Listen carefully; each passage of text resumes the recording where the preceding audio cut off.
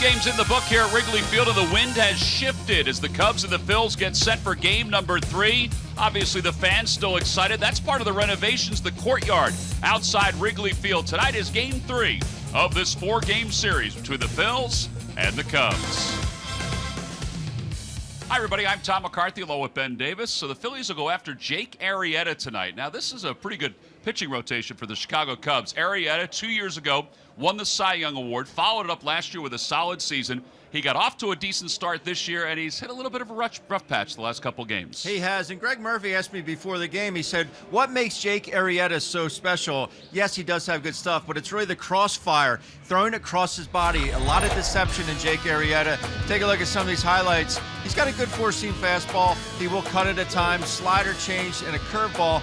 But what he does the best is he can change speeds in, out, up, and down. Well, this is a game earlier this season against the Cardinals. This is when he was at his best. In fact, Albert Almora made an amazing catch to preserve the victory for Arrieta. But since that time, he's, as we said, hit a little bit of a speed bump. A 7.84 ERA, just too many base runners against him. And his velocity is down 3 miles per hour from last season. He's sitting right at about 92 miles an hour. That makes an awful big difference. All right, so the Phils look to capitalize tonight. They were unable to do so last night against John Lester, who was not his usual effective self, as the Cubs took game 2 of the series. So will be Arrieta against Jared Eickhoff, who's coming off a rough start against the Los Angeles Dodgers. The Phillies hope that he'll get back on track and pick up his first victory. He has to slow this guy down. Baez is 6 for 8 so far in this series, and he's hitting everything hard.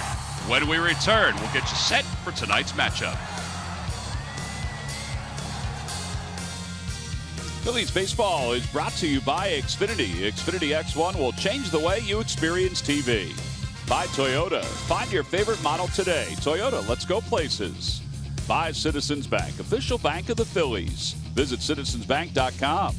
And by Independence Blue Cross. Live fearless. Learn more at IBX.com.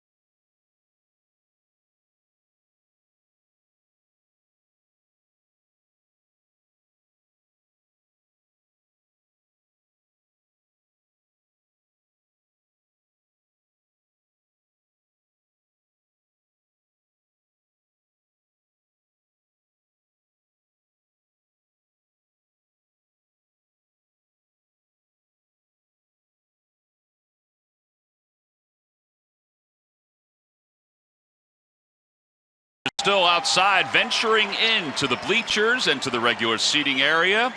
It's a cold night once again. In fact, this is probably the coolest night in this 3-game series because the wind has shifted. Let's take a look at the Phillies lineup, brought to you by Xfinity.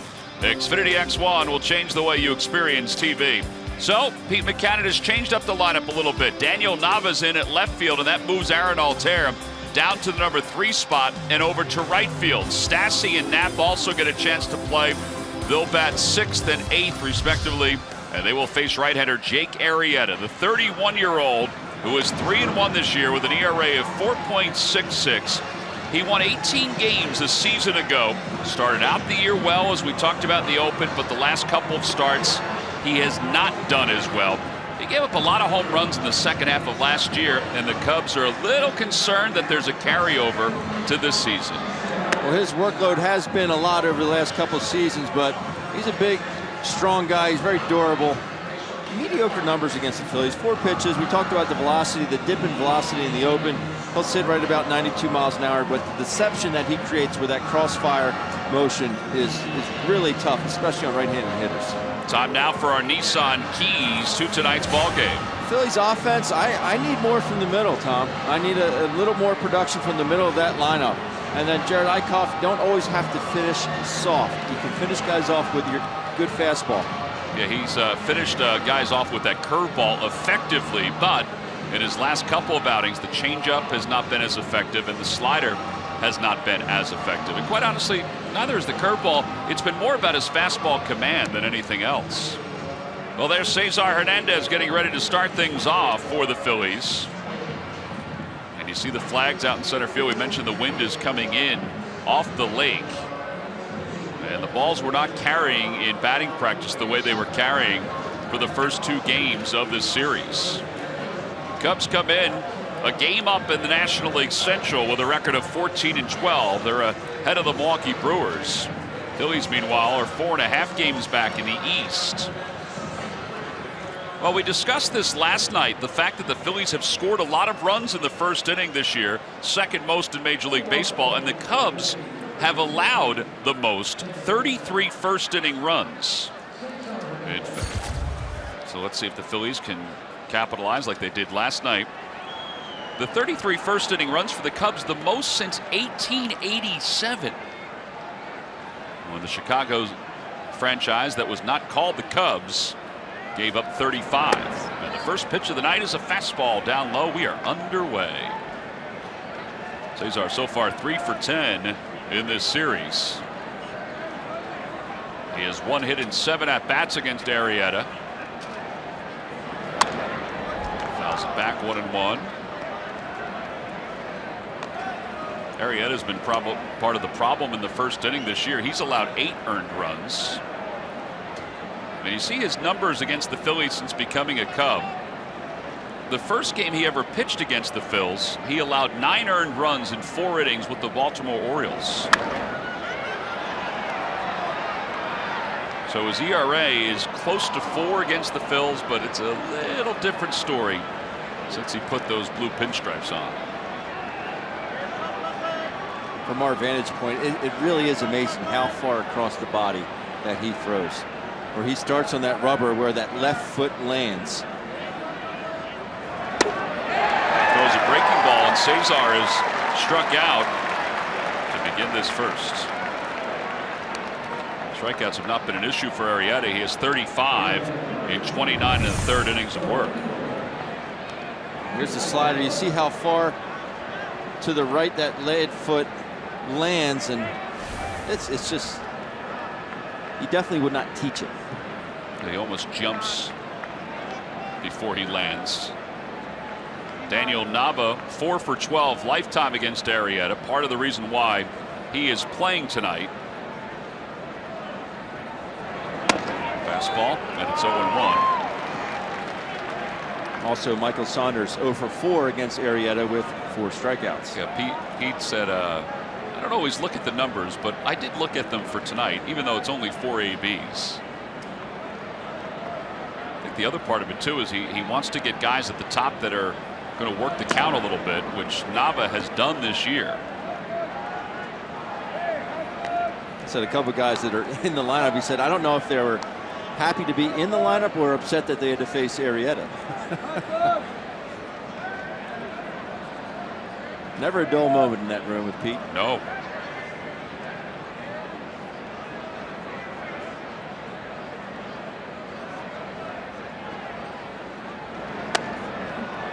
High, and it's 2-1.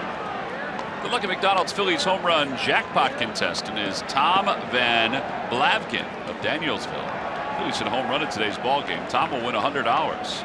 Now at McDonald's, a nice cold delicious soft drink is only $1. I'm loving it.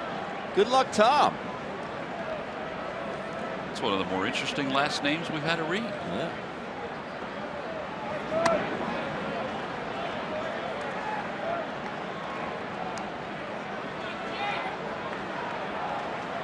Eighth start of the year for Daniel Nava.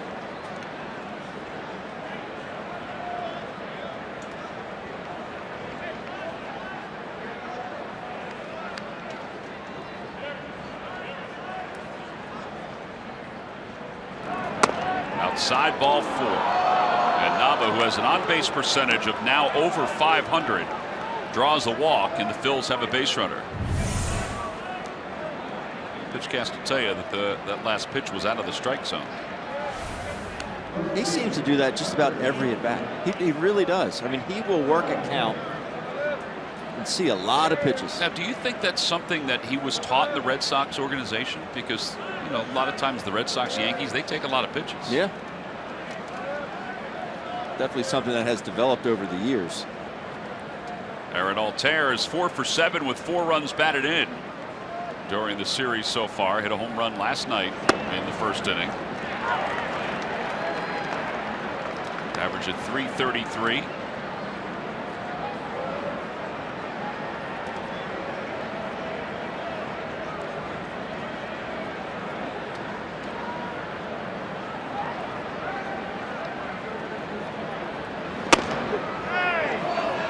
One strike.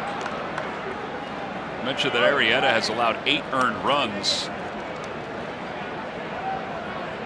and 9 overall in the first inning of games this year. His earned run average is 14.40 in the first inning. I think you can run on him too from a time standpoint, because he does not deviate from his normal leg kick.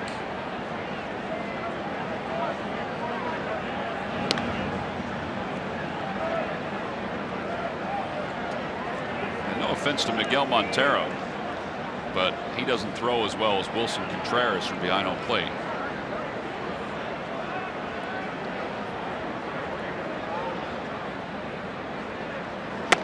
Inside, 2-1. A lot of head shaking going on behind home plate. Pitchcast, though, tells us that the pitches are off the plate.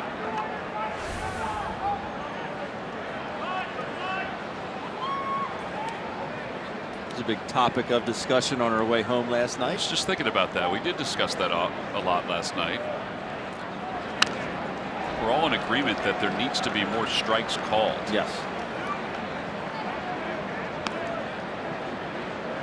We were kind of practicing for the roundtable, which will take place in Philadelphia on Friday.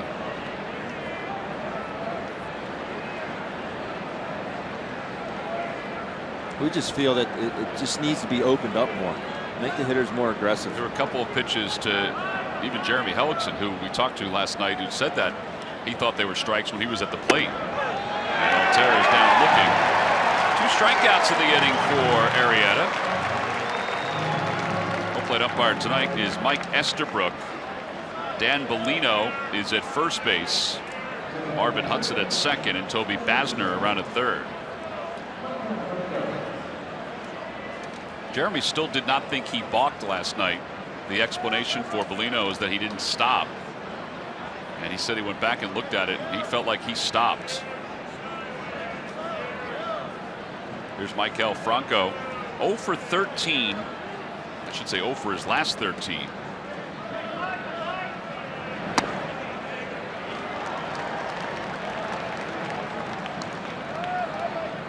He is 2 for 18 on this road trip.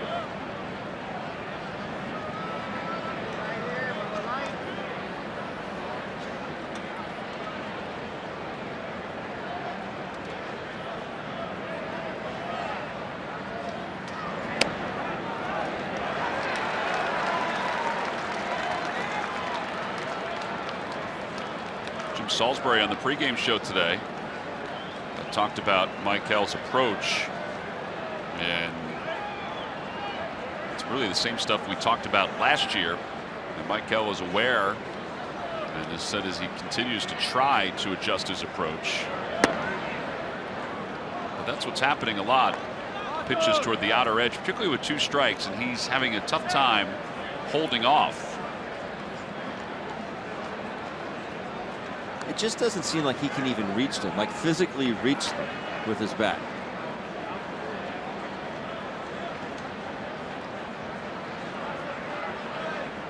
Runner goes, pitches in the dirt, throw to second by Montero, not in time. And Daniel Nava has his first stolen base of the season. Well, he picked a good one to go on. First of all, it's a curveball at 78 miles an hour. Secondly, I had him timed at 1.45 seconds. So it's the first movement. As soon as he lifts his leg or makes that first movement to go towards home plate, to the time the ball hits the catcher's mitt, I had it at 1.45 seconds. Which is high. This is very high. And you can run on it if it's 1.2 or below. 1.3 or below. 1.3 or below.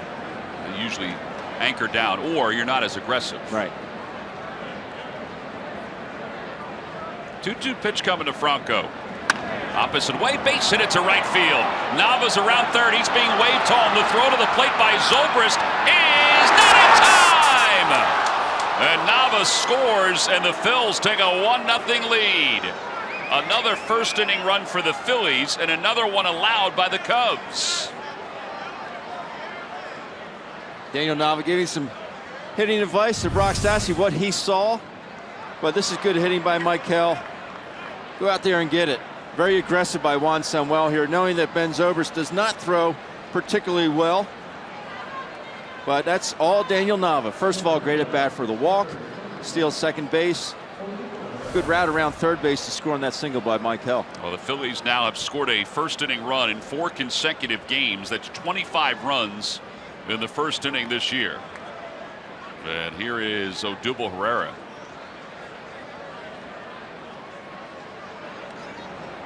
Odubel 2 for 9 in this series. And a swing and a miss. It's 0-1.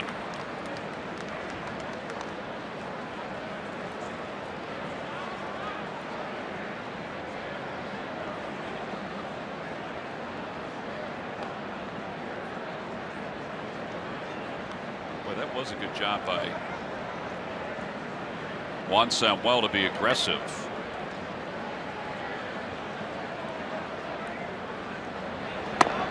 I think a lot has to do with the fact that knowing the man you're going against, Arrieta, is he the same guy he was last year before? No, he's going through a tough time, but he still can be that guy. Sure he can. And the scoring chances are going to be limited, most likely. Yeah, since June 1st of last year, his earned run average is over 4. But he did have some good games after June 1st of last year. But he gave up 13 home runs from June 1st on. You wonder if that's a lot. Well, he had given up only 3 home runs in April and May.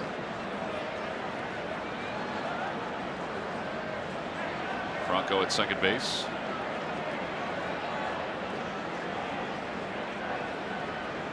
It does seem like Odubel Herrera is in one of those funky phases right now. It just doesn't seem like he's got his timing down.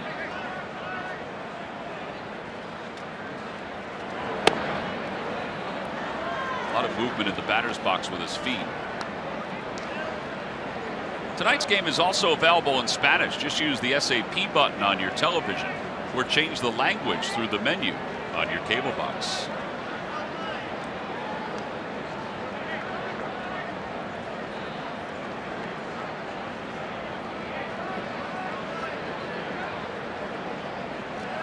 Two balls, 2 strikes to Odubel.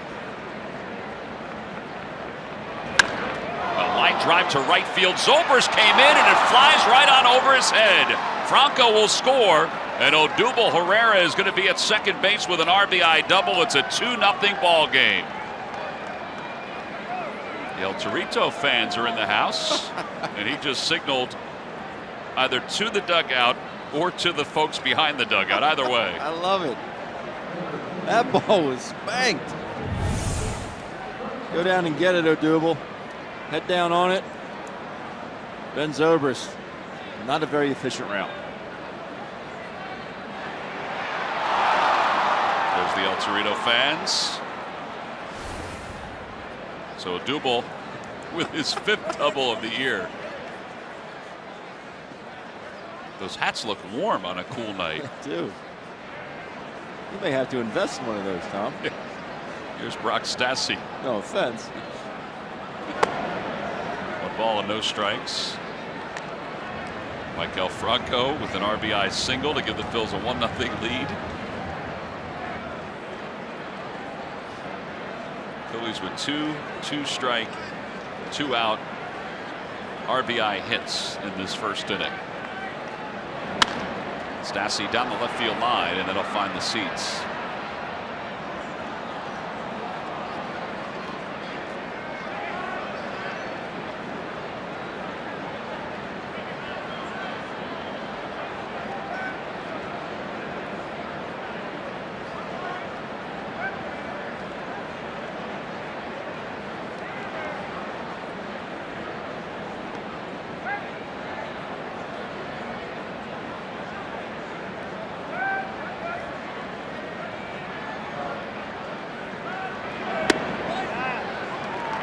Ball with 2 strikes to Stassi. 27 pitches in this first for Arrieta. I also like to point out, I don't think Maikel would have scored from first base on that ball because it was hit so hard by Odubel. But being able to advance to second base on the throw home from Zobrist, that's smart base running. It's good base running. You get yourself into scoring position. A looper out towards shortstop, caught by Addison Russell. And the Phils settle for the 2 runs here in the top of the first. 2 runs on 2 out base hits. We'll head to the bottom of the first. Phils up 2-0.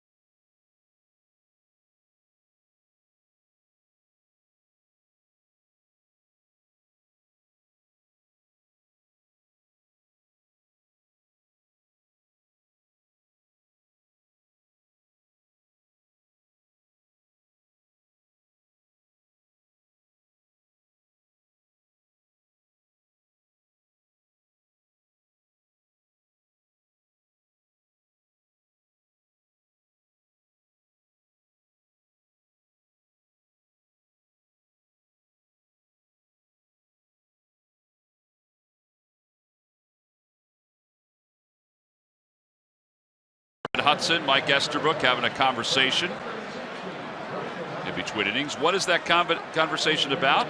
We do not know. We do know the Cubs lineup brought to you by Xfinity. Xfinity X1 will change the way you experience TV. Schwarber, Bryant, and Rizzo, followed by Ben Zobrist, Addison Russell, and Jason Hayward. Miguel Montero catches tonight. He bats 7th. Jake Arrieta 8th, and Javier Baez is hitting 9th. Arrieta, Eickhoff, I should say. In his 6th start, he's 0-2 with a 3.56 earned run average.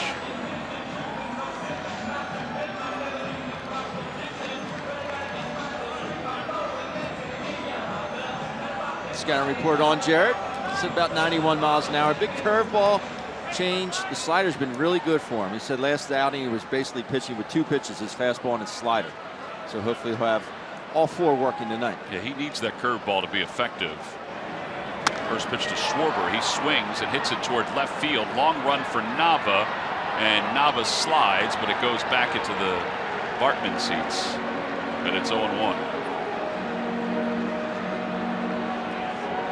That is not chalk, by the way. That's like a piece of plastic that's part of the line down the left and the right field line. A fire hose. Nailed to the ground. Actually, they did move the chair. I think they moved the chair this time. They got the memo.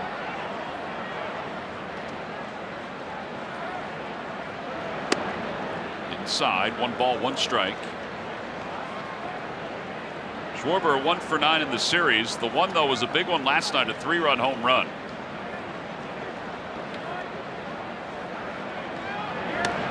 That's one of the issues the Phillies have had on this road trip.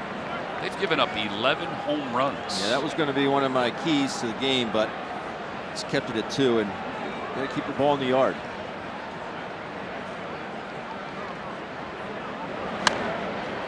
Now it is back to our left.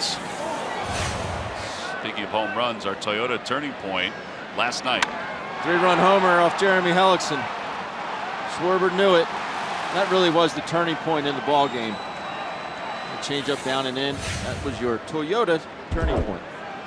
Cubs took game 2. Phillies won game 1 of this series. It's their only victory on the road trip so far.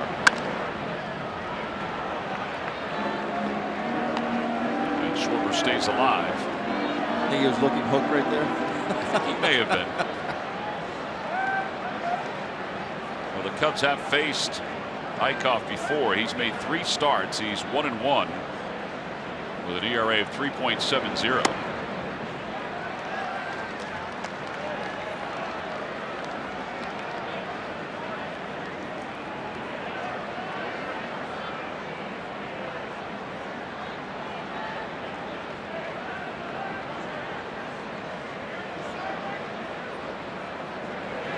Got him. That may have been a changeup. It's either a changeup or a backdoor slider.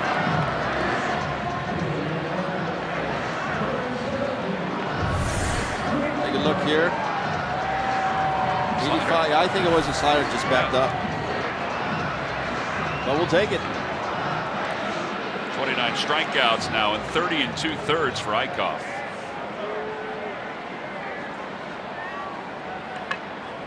And here's Chris Bryant. Bryant serves one out toward right center field. It'll drop in front of Odubel Herrera. A 1-out single.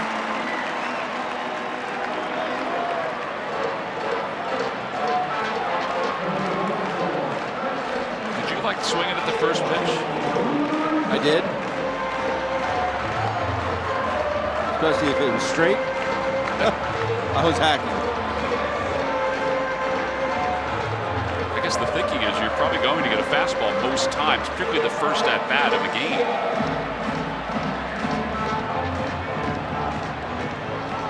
I would be aggressive against Jerry because I did not hit curveballs well. That's his best pitch. I'd like to get him early in the count. Phillies have the shift on for Rizzo. Rizzo hits a foul toward the roof on the right side. Actually lands in the seats. It's 0-1.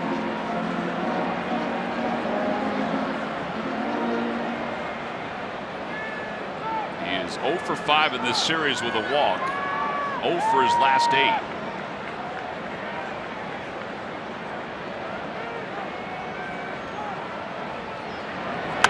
Over to first base, off the glove of Stassi. They'll get the out at first.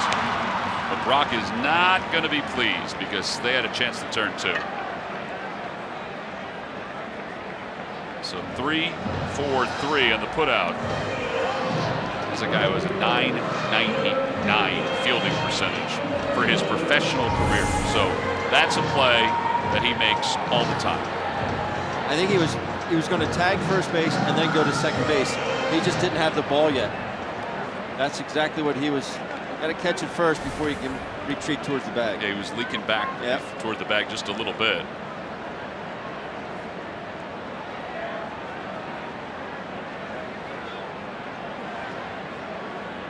And now Ben Zobrist.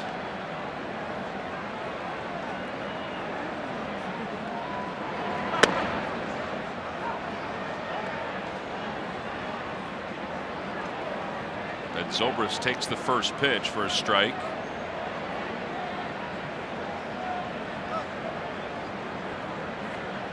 Opposition hitting .274 during Eichhoff's career against the first pitch. what he's trying to do in this first inning is really establish the inside part of the plate, back those hitters off. Which may be able to help that curveball too. Yeah. And I've liked the fact that when he's missed inside, he's missed off the plate. 1-1 is out towards center field. Herrera venturing back. He's under it. And that'll do it for the Cubs here in the first. No runs, 1 hit, and 1 man left in scoring position. We'll move to the second. 2-0 Phils.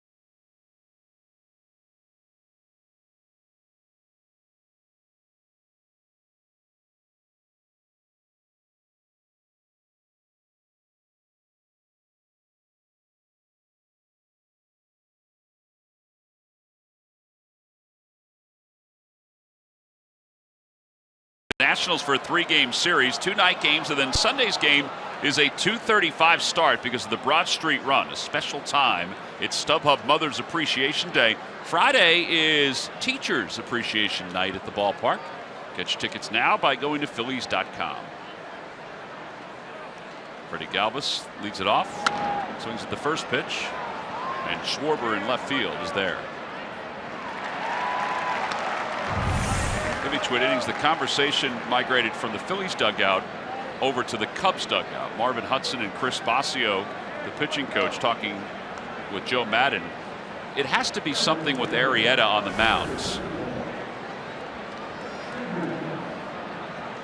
I think, because Marvin Hudson a couple times pointed out to the mounds or pointed out toward Jake Arrieta.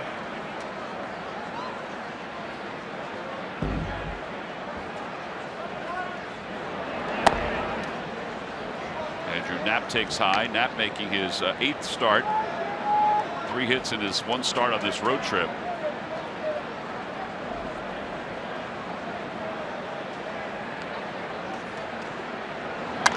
And he fouls it off to the second deck.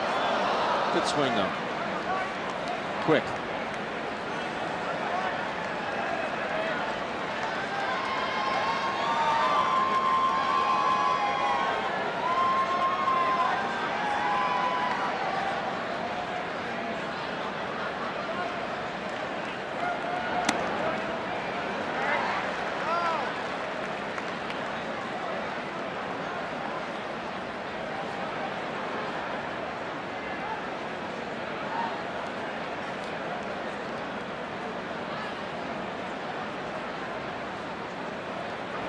Swing and a miss.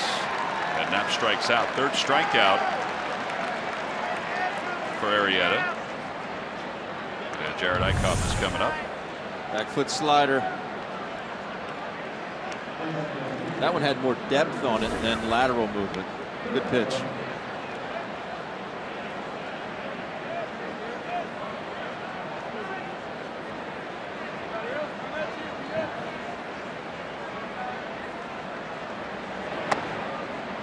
Takes that fastball on the inside part of off the inside part of the plate. 1-0. Freddie flew out on a 91-mile-an-hour fastball. That pitch there to Jared, 92. Just weird to see Arrieta, that one at 91. Right, because he was, when he won the Cy Young, he was at 95, 96. Yeah. And I know we shouldn't get wrapped up in velocity because it's all about location with pitching. Yeah, but we do. what we do, because that is drastic. There's a huge difference between 91 and 96. Huge difference. Well, he has 2 no-hitters to his record since the 2015 season. It's a guy who was 20-25 when he was at the Baltimore Orioles. Now, he did start an opening day for the Orioles. In fact, Andy McPhail was with the O's when that happened. But 57-22 since coming over to the Cubs.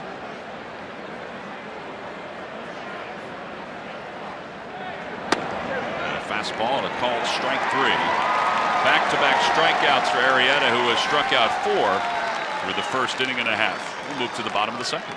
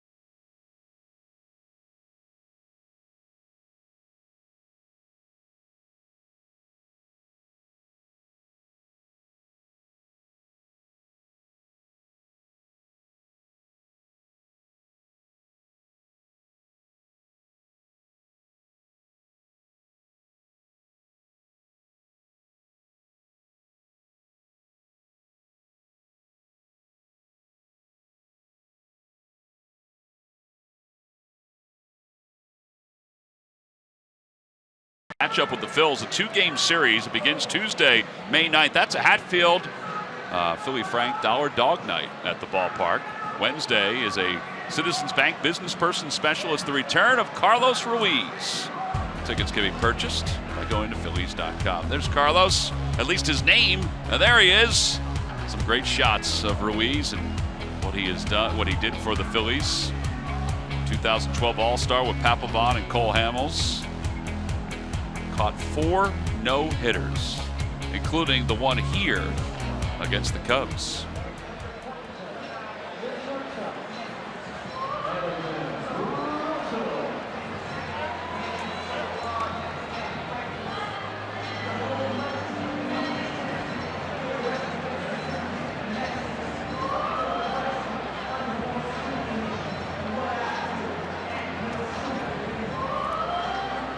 Addison Russell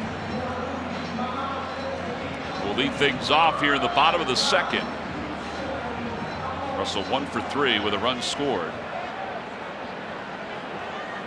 In last night's ball game, hitting .260 overall. And a pitch outside, 1 ball, no strikes.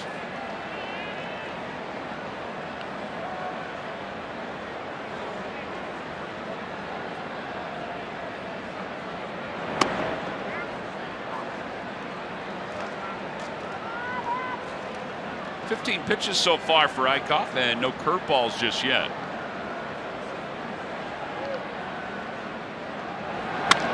Liner out toward left field. Nava makes the catch.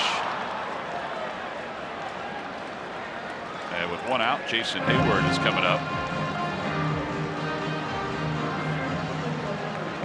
You know, we were talking about expanding the strike zone or using the strike zone as it is written. I thought Hayward had a couple pitches last night that were right at the belt, right in the heart of the plate, that the home plate umpire did not call a strike, Toby Bassner. And I think that's where you could move the game along a little bit by calling more strikes, particularly on those pitches. The strike zone is okay down toward the knees and maybe even a little below, but from the belt buckle up is where I think it's had the most issues. I could be wrong, but just with my eyes watching games, that's where I think the biggest issues are in baseball. I think it would speed it up dramatically.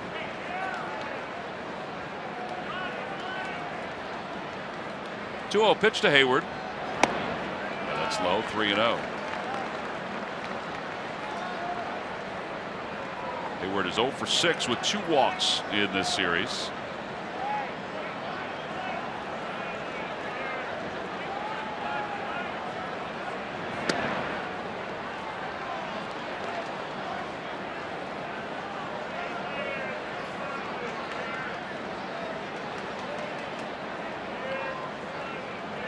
Montero waits on deck.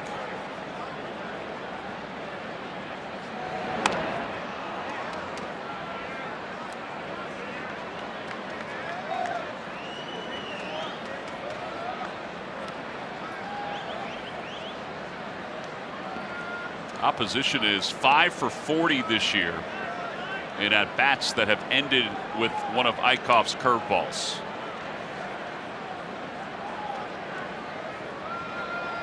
And you wonder if Hayward may get the first curveball of the night.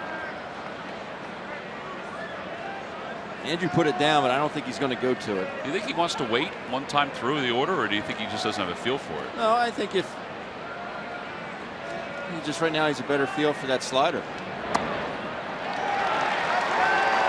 Walk with one man down.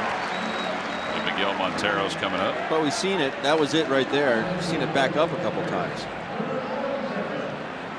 Yeah, usually the curveball for Eichhoff and for most pitchers is in the 70s, and the slider and the change in the 80s, and the fastball for the most part is in the low 90s. Last time against the Dodgers, he felt like he just didn't have a feel for the baseball. He said, what did he tell you? It was chalky? He said it was very chalky. Just couldn't get a good grip on it. Now it's cool tonight. Sometimes folks have trouble with the curveball grip when it's cool. It's cool after talking to him about that start is we know Jared. He is honestly the nicest guy you could ever speak to. Always nice and pleasant, but there's nothing boastful about him. Absolutely nothing.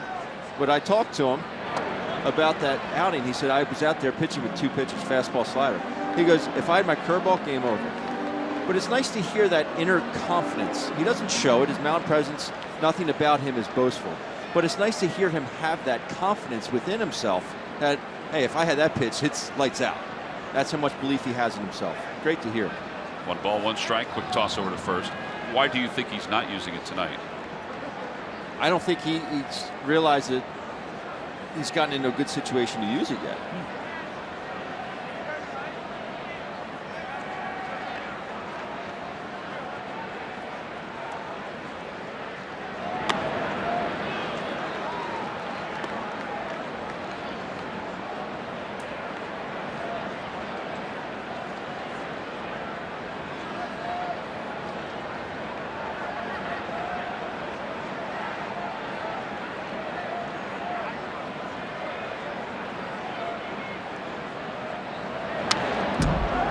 Balls and 2 strikes to Montero. Montero hitting .382 on the year.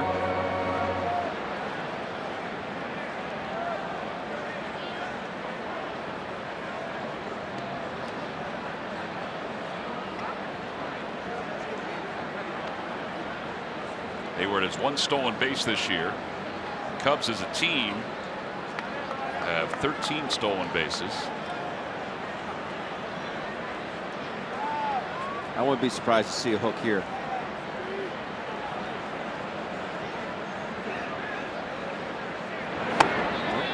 Throws a slider that runs up high. I thought he'd get one there because of Montero. He's better with more lateral movement. Miggy is, as opposed to any pitch with depth, and we know about the depth of that curveball. That's how I would attack Montero. And a liner to for a base hit. Alter's going to cut it off, but Hayward's already on his way to third base. And he'll hold up there. So first and third with one man down.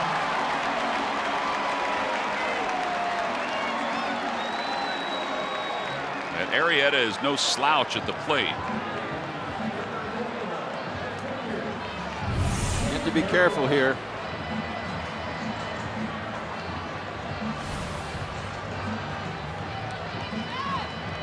Like a changeup. Did look like a changeup.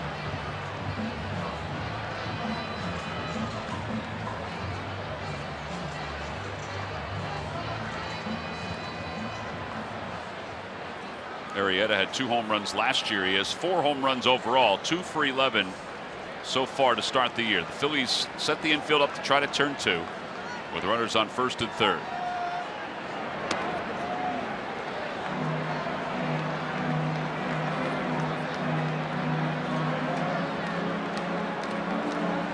Gary Jones giving the signs.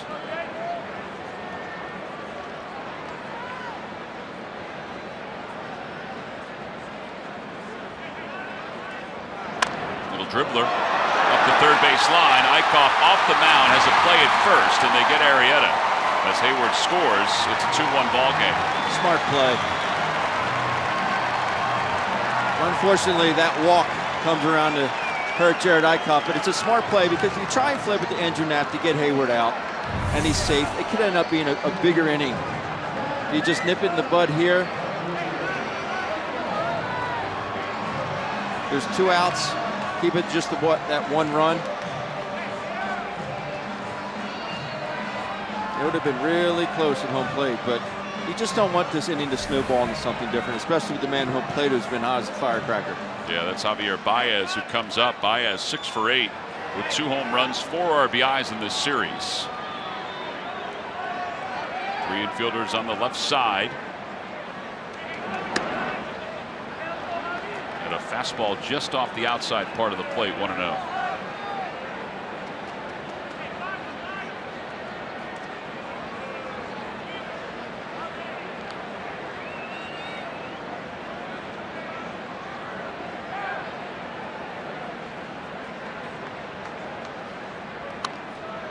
Shot over to first base. Stassi has it, and he'll take it to the bag. That's the first curveball of the night, and it gets Baez. A run does score on 1 hit. We played 2. We'll head to the third. The Phillies up 2-1.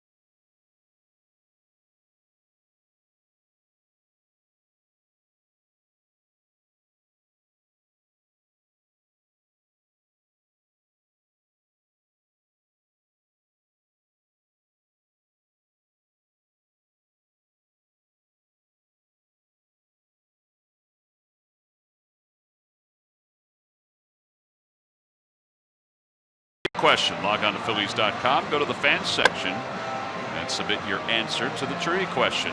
So tonight's question, Ben, is this: who recorded the win and save in Game 7 of the World Series for the Cubs? The answer will be revealed in just a little bit. The win and the save. Last year or 1908? I would say it's last year.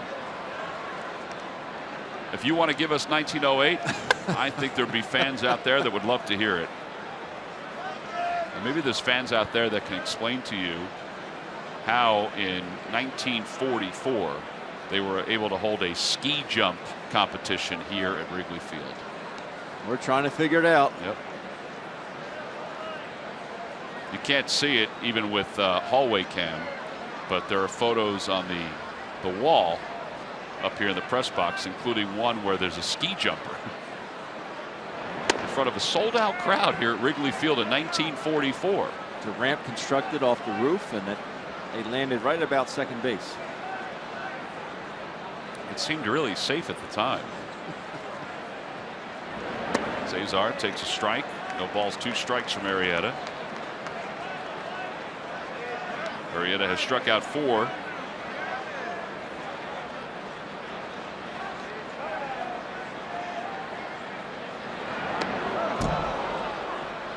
That one got away.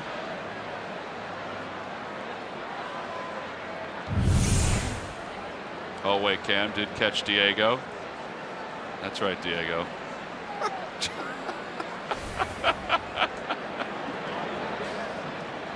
Diego Atedgi, who is part of the Phillies PR staff and is the translator for the Spanish players, as Cesar Hernandez rips one up the middle. That'll bring Daniel Nava to the plate. Let's check in with Greg Murphy. Murph. All right, thank you very much, Tom. Well, you know, Cesar Hernandez with a base hit there, and I was talking to Matt Stairs today, of course, the Phillies hitting coach. We were just talking about all things, really, both baseball and not baseball, but talking about the improvement in the offense, and I said to him, you know, you have to be happy after 25 games when you look at the numbers and where they are. And he said, yeah, you know, we are happy. Certainly some things are improved as you look at the numbers. You know, pretty much every major category, with the exceptions of wins and losses after 25 games, has improved from an offensive standpoint. But certainly, he said, there is a lot more that needs to be done to get this team more consistent and winning on a more consistent basis. But we were talking just in general. I said, so are you enjoying the job? You're 25 games into being the hitting coach now. And he said, yeah. He said it's completely different, obviously, than the life of a broadcaster, the life of a coach in the major leagues. I mean, these guys are working long hours. And he said that a broadcaster, Rich Waltz, down there in Miami, he's the Miami Marlins play-by-play guy, was talking to him when he was in Philadelphia the other day, and he said, Matt, you know, the best way I can describe what a hitting coach's job is like in the big leagues, he said, you ever see those guys in the circus that are spinning plates, and you got 3 spinning really well over here, but the 3 over here are wobbling, so you got to run over here and get those 3 spinning right? He said, that to me is what it must be like to be a hitting coach. And Matt said, man, oh man, that is the perfect description. I've got 3 guys that are hitting well, but these 3 guys over here are struggling a bit. I've got to go spin their plates, and while I'm doing that, maybe someone else goes awry. So he was just lamenting the fact that there's always something that needs to be done when you're the hitting coach at a big league level. I'll be honest with you, I would never have gone to the circus to describe a hitting coach. I got to tell you, we all know Rich Waltz very well. He's a terrific broadcaster, and I just think that is the best analogy for what it is that these guys are doing. And, you know, you think about it, a 25-man roster, you can take the pitchers out of there, I guess, but, you know, he's working with all these guys. Some guys are hitting well at certain times, other guys are not, and it's a constant process to try and get them all spinning at the same time. And I guess when they're all spinning at the same time, that's when you become a postseason team. See, Murph, this is where we needed a visual. we needed you holding some plates or something. Yeah, I couldn't get that set up in time, so maybe next time. I think Matt's done a very nice job, and not because he's our good friend, but even talking to the players, I think the players have really enjoyed having him around and having his approach as a hitting coach. 2 balls, 1 strike to Nava, and Cesar is back. Anthony Rizzo says, take a peek at that. It almost looked like it was happening in slow motion. It did.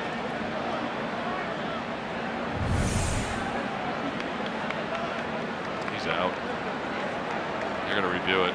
His hand did not get back to the bag, at least by that shot right there. I think he was caught off guard. I think he may have been surprised.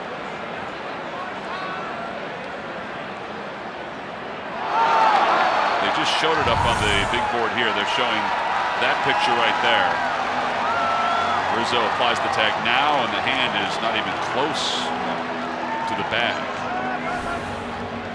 Rizzo does have a gold glove to his name, and I was very amazed at how long he took out in the field today during batting practice. Ground balls, picks in the dirt, throws to second base. I mean, it was extensive. I know that the Cubs don't hit on the field a ton, so maybe he uses days that they actually do hit on the field to work on his craft out at first base. Well, that's even clearer there. The glove is already on the body, and the hand is not even close to first base. Odubel led the team in pickoffs last year. Cesar was second. And Cesar is out at first base. Cesar, though, even though he was second in pickoffs, he did get caught off first base more, except that some of them went down as caught stealing because he was tagged out at second base. Same concept, though.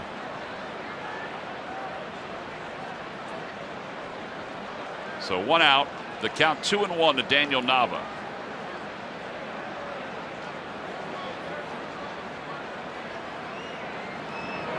And Nava grounds it to second.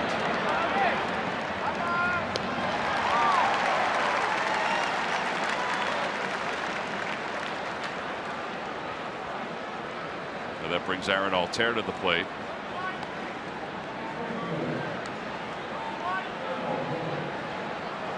We arrived at the ballpark the other day, and where we enter now, the media gate is down the left field line, and it's right near a firehouse which is in this area. And there was a crowd across the street. I don't know what they were waiting for. It wasn't anything in particular. It's just to the left of those rooftop seats, those buildings. And Arrieta was wearing a tank top, and he came running around the corner and walked into the stadium. And it was in the 40s. It was like that guy behind home plate last night. Yeah. In the tank top. See, as cold as it is, he still doesn't even have sleeves on. Does he even have an undershirt on? I guess you get out there, you just don't feel a thing. Out towards shallow center field, and Russell makes the call and the catch. No runs, 1 hit, and nobody left. We played 2.5, still 2-1 Phils.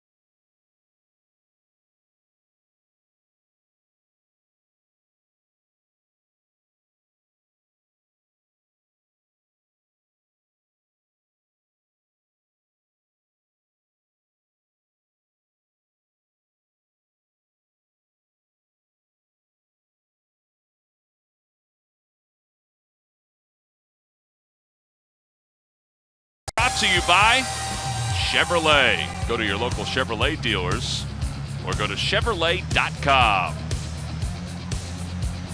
Bottom of the third, Phillies on top 2-1. And Kyle Schwarber will lead things off. It'll be Schwarber, Chris Bryant, Anthony Rizzo. 1, 2, and 3 for the Cubs. Scott Ferensky and I were talking today about this Cubs team and how many #1 picks, whether it be Cubs #1 picks or just #1 picks that they've acquired, that are on their roster. Sometimes you look at teams, and obviously some have more than others. But the Cubs have 6 players who were #1 picks by their organization or by others that are on their 25-man roster. Without going over every other team, that seems like a lot. It does. But it also proves success by their scouting department.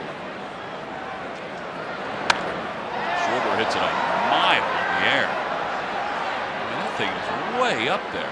Look out below. It's 1-2. Schwarber is one of those guys who's #1 pick. So is Chris Bryant, #1 pick. Madison Russell.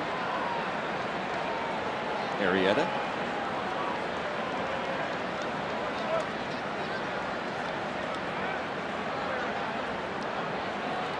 One-two pitch. Almora, Jason Hayward, Javier Baez.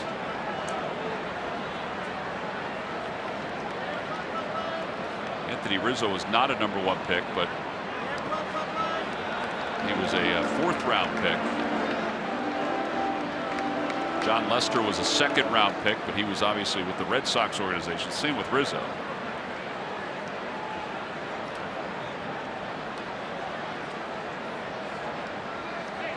Three balls and 2 strikes to Schwarber. And he takes inside, ball 4. Second walk issued by Eichhoff. Eagles fans, head over to csnphilly.com and check out the Quick Slants podcast. Break down the bigger picture implications of the Eagles offseason and draft editions. Download now on iTunes, Autoboom, Google Play, and of course, csnphilly.com.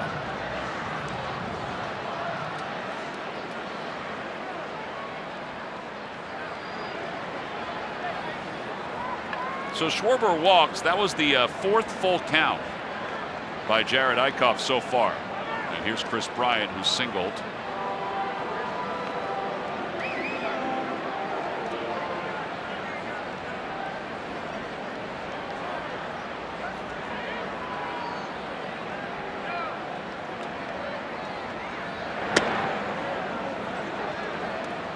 A bit low on that first pitch from Eichhoff.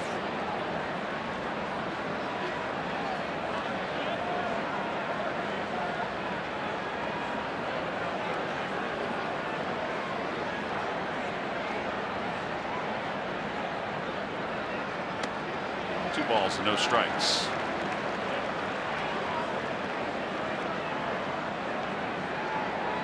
Sorry, Arrieta was not a 1st rounder, but he got 1st round money. 5th round by the Orioles, and ended up getting a $1.1 million signing bonus. That's 1st round money. Yeah. You would know. Touche. 2 balls and 1 strike to Bryant. That's the pitch you're talking about? That's it.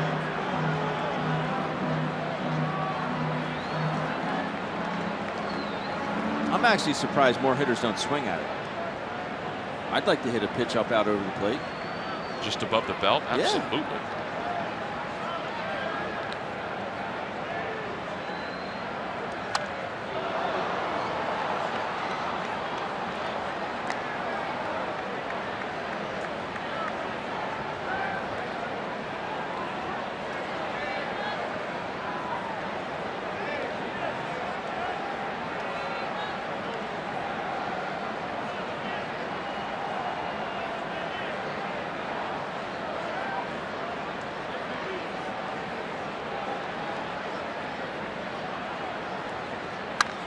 The air to right field, and a long run in for Aaron Altair.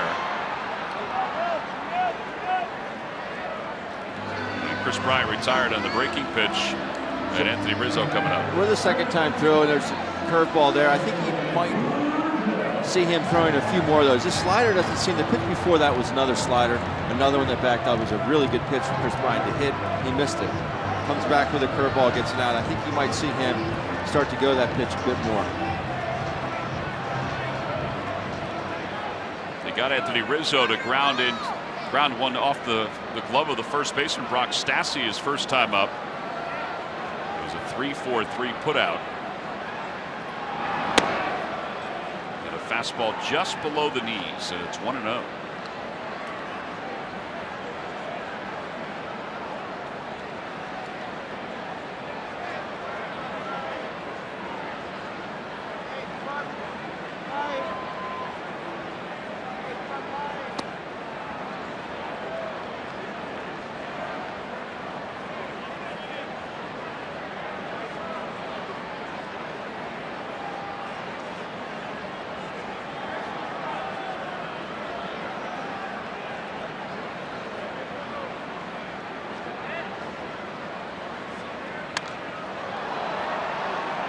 Nap off of the mask, but this one will be back many rows, and 1 ball and 2 strikes.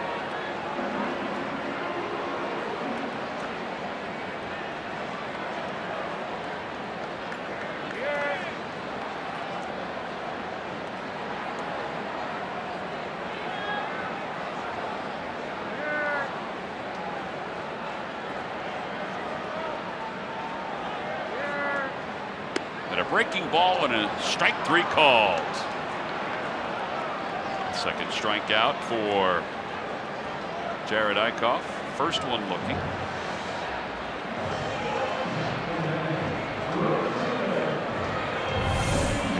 There's a pitch right here that he's gotten away with a couple of those tonight. And then the strikeout, he makes the adjustment, throws a big curveball. Buckle a lefty. You see that little flinch there?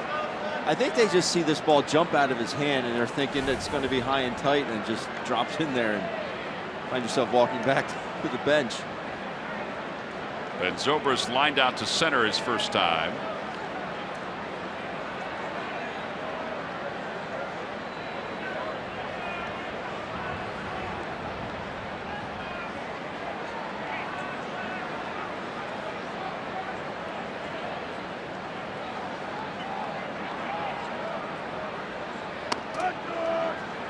Outside.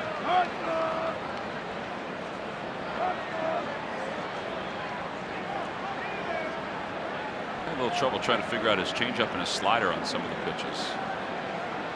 I'm thinking that's a slider at 85. I think his changeup is in the low 80s.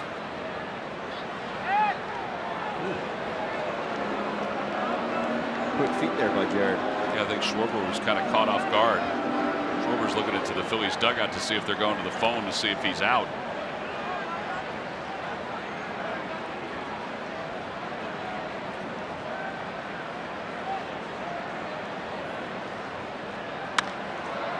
Out to shallow center field. Odubel Herrera didn't see it right away. Now he comes sprinting in and makes the catch. I think he thought that Freddie Galvis might be closer. No runs, no hits, and 1 man left. 3 in the books. 2-1 Phils.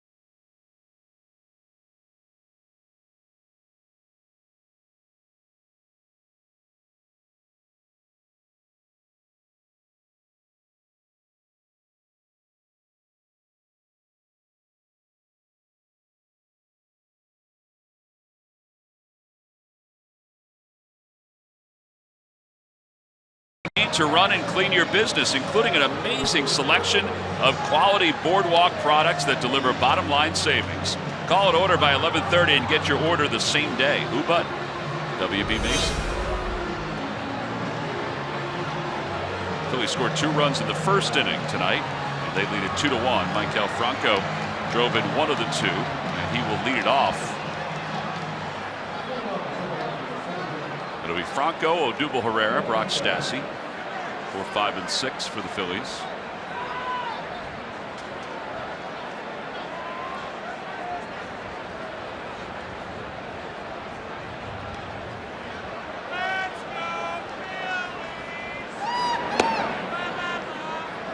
Slides outside, but it's 1 ball and no strikes.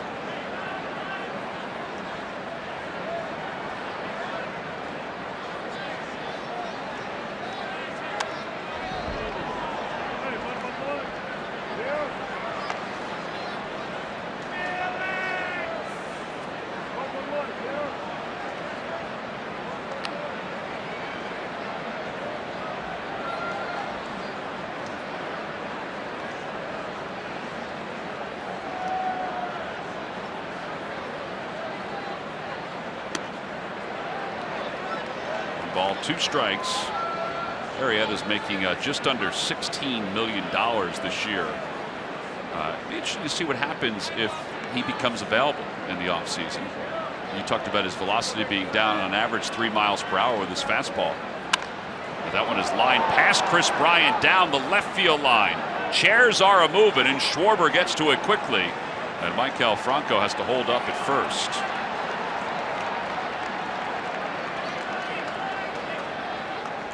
The reason I say that is because you mentioned that he was signed with first-round money. His numbers since he signed with the Cubs, 57 and 22, with an ERA of 2.62, 2 no-hitters, and pitching in the postseason last year. You wonder what kind of money he'll command at the age of 31 if there's a decline in his fastball. There's no doubt he's a tremendous competitor. I don't think he's going to go anywhere. I think they'll re-sign him. I think he's part of this machine here in Chicago and part of the fabric of the city, really. Well, they'll still have Lester because Lester is still in the middle of a long contract. John Lackey, his contract is done at the end of this season. So maybe they let him go because he'll be 39 at the start of next year. 0-1 to Herrera inside, 1 ball, 1 strike.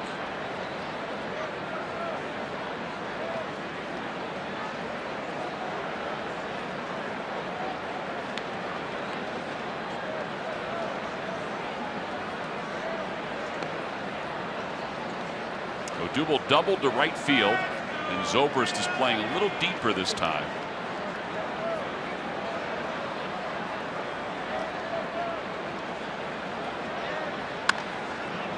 It off into the camera well over on the third base side.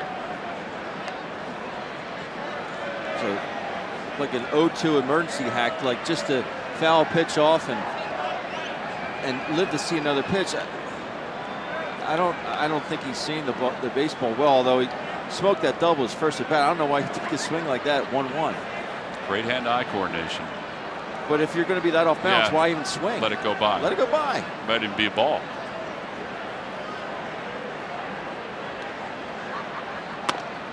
Waves at the 1-2 pitch.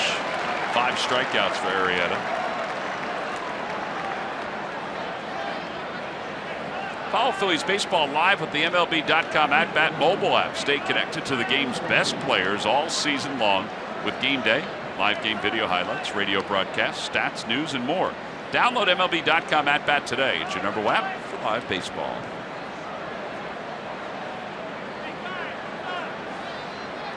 Now with 1 out, Brock Stassi's the hitter. 78-mile-an-hour breaking pitch. 0-1.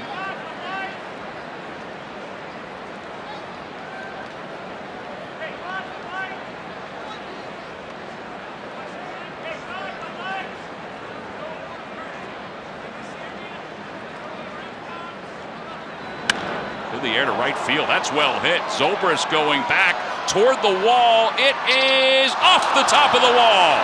Maikel Franco got a slow start, waiting to see if it was going to be caught, so he'll get to third base. And now runners on second and third on the double by Brock Stassi. It's his first big league double. And alive. A little bit of a breeze pushed that one back. He got Wrigley'd. We always talk about pitchers getting Wrigley'd on just typical fly balls that blow on out of here when the wind's blowing out, but the wind is really blowing in right now. That ball was crushed. Fortunately for the Phils and Brock Stassi, it does go down as a double.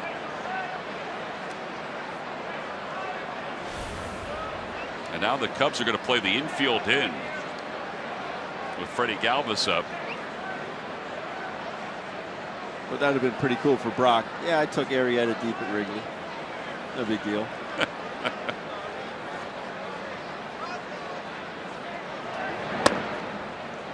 1-0 to Freddie. Freddie fly to left field his first time up.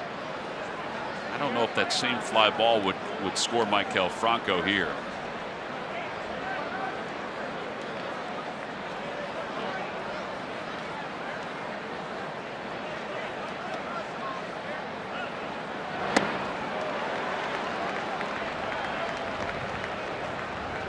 Freddie had his hitting streak, and yesterday he's hitting 13 of 14. Phillies as a team are hitting .253 with runners in scoring position. And Freddie over 300.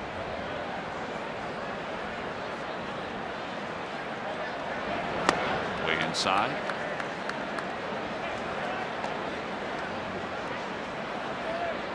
Pretty good base running by Maikel. Just the one out. I mean, you just can't get all the way out there, and then if Zobrist somehow miraculously makes that catch, you find yourself around second base. It's easy double play. Yeah, you have to be conservative with it.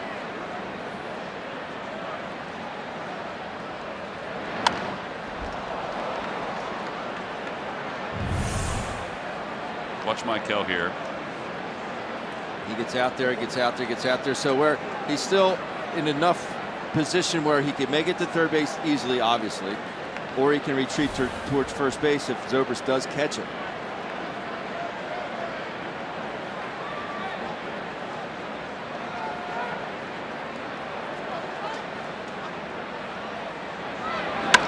Out towards center field. Hayward settles under it. Tagging from third is Franco. He's coming home. The throw to the plate by Hayward, cut off by Rizzo. Sac fly for Galvis. And they get the run home, and the Phils lead it 3-1. Well done, Freddie.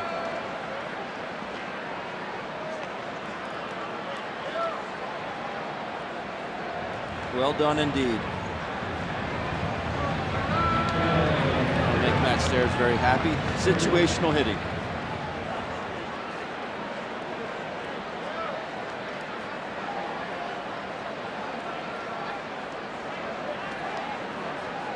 Andrew Knapp struck out his first time up. Phillies with some good two-strike hitting tonight. All three RBIs have come with 2 strikes against the hitters.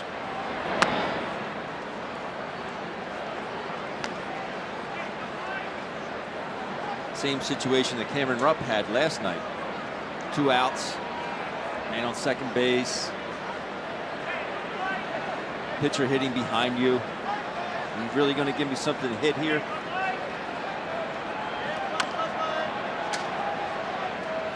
I think he was looking for that pitch. Right there? I do. Because he swung at it? No, or? Because there's really there's no reason to swing at a 1-0 curveball. But if you're looking for it in that situation, thinking, all right, he might be trying to pitch around me, let's see if he can get himself out. If you're looking for that pitch and you do get it, and you think you're able to take a good pass at it. To the right side, slowly hit. They're not going to get Andrew Knapp. And he is safe at first. An infield hit. Over to third base goes Brock Stassi.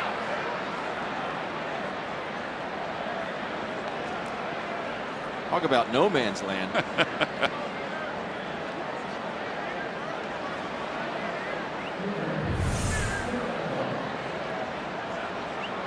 Obviously, you'd like to get Stassi in there, but you do clear Jared Eichhoff right here. Have a chance to score another. I'm not saying he won't get a hit, Tom. I think the odds are against him, though. I think I know what you're saying.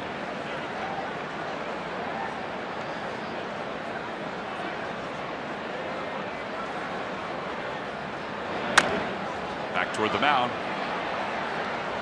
And Arrieta floats one over to first. Phillies do get an additional run on 2 hits. 3 hits, I should say. They leave 2. 3-1 Phils.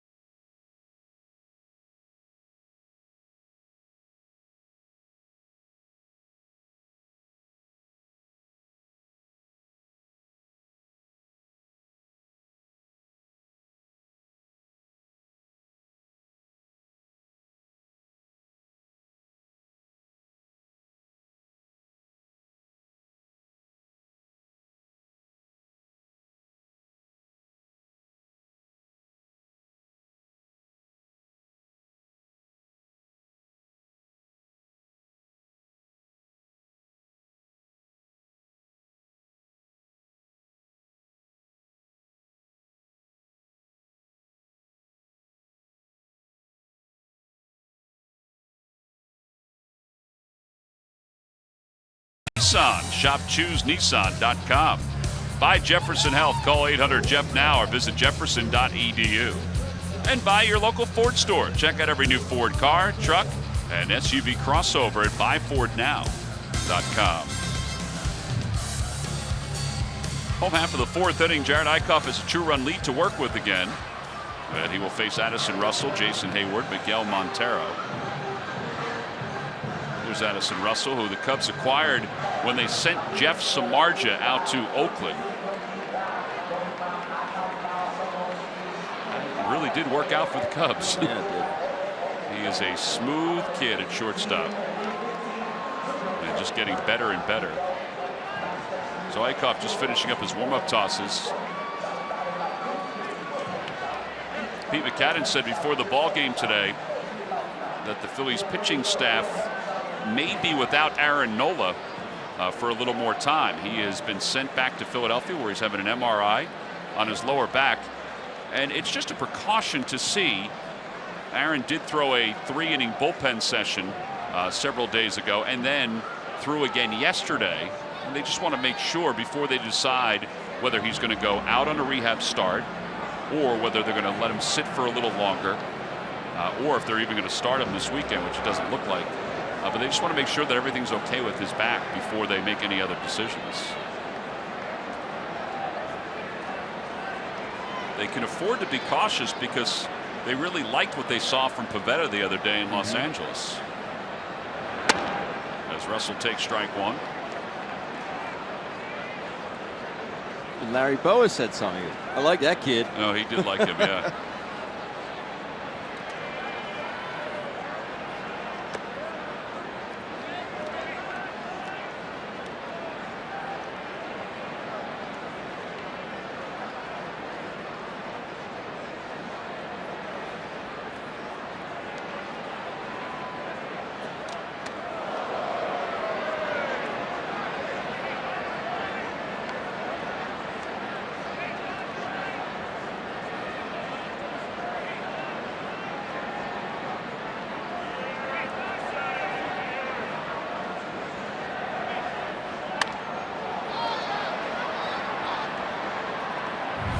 Innings, Freddie Galvis, after warm-ups were done, walked over and gave that youngster a baseball because it was his 5th birthday, or it is his 5th birthday. That is a lasting smile. I love that kind of stuff.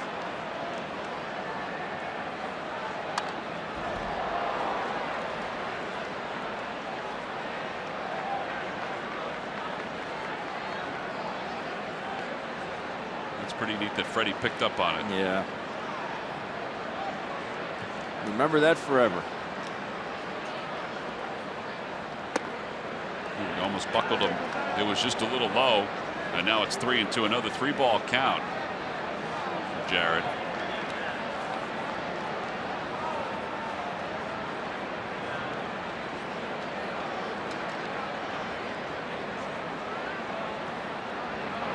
Out toward right center field.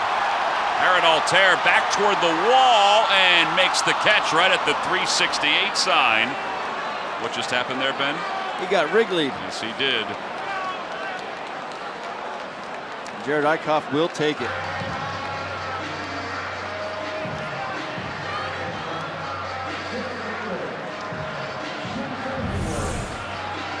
Ball's driven to right center. See it splitting the plate.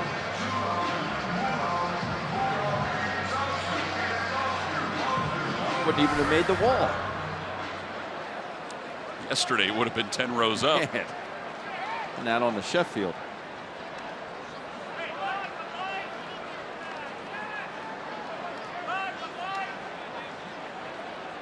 Hayward walked and scored. That was in the second.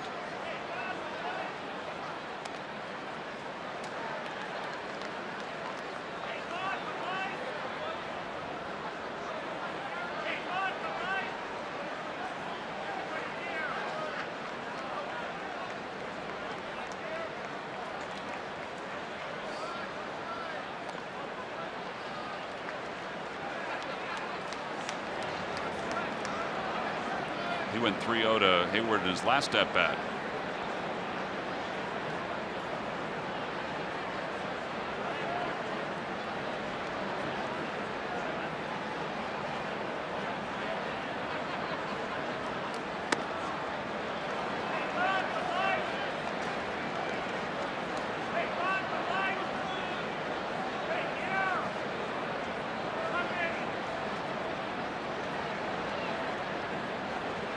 This is the 6th 3-ball count for Eichhoff in tonight's game. And just like in the first at bat, he gets it back full 3-2. Eichhoff, as we've talked about often during his starts since his major league debut, the Phillies averaged 3.71 runs per game. They've scored 3 tonight. 5th lowest total.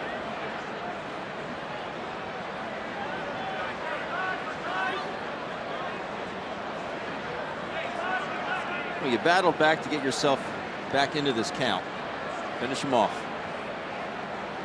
He's going to go with a backdoor slider.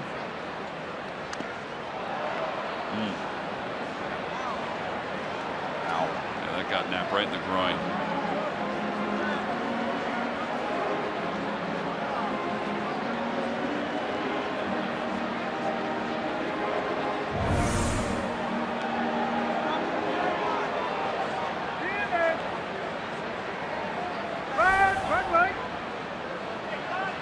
Really was misdirected off the bat. Usually it goes straight back. That one was on an angle.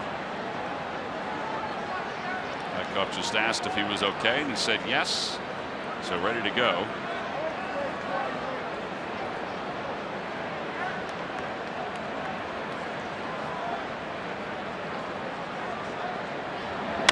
And a line drive caught by Cesar Hernandez at second.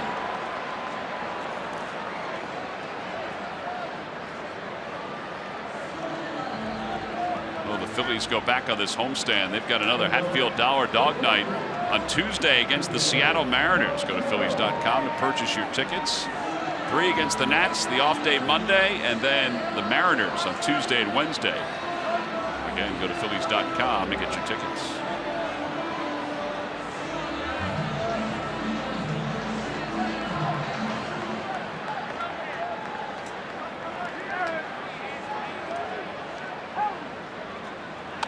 Montero hits one foul.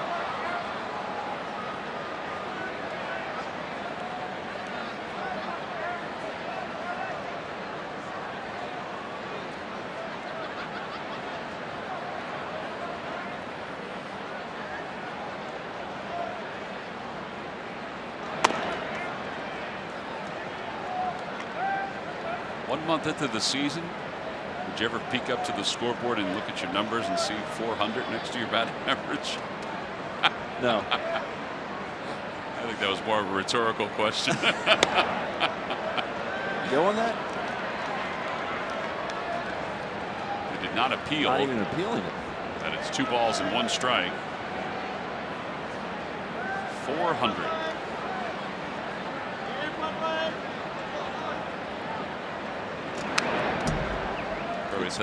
Probably thinking, I'm gone. Let me just sit for a few days and enjoy it.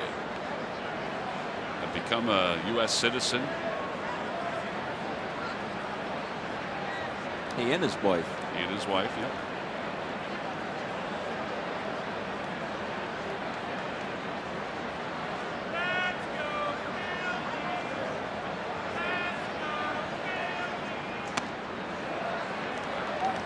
Seven 3-ball counts.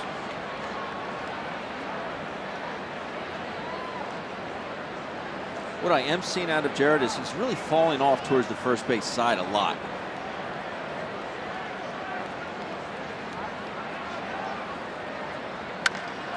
Out to center field, Odubel Herrera ranges back a few steps from the track. And a 1-2-3 4th inning for Jared Eickhoff. He's retired 6 consecutive hitters. We'll head to the top of the 5th inning, top of the order, due up for the Phillies.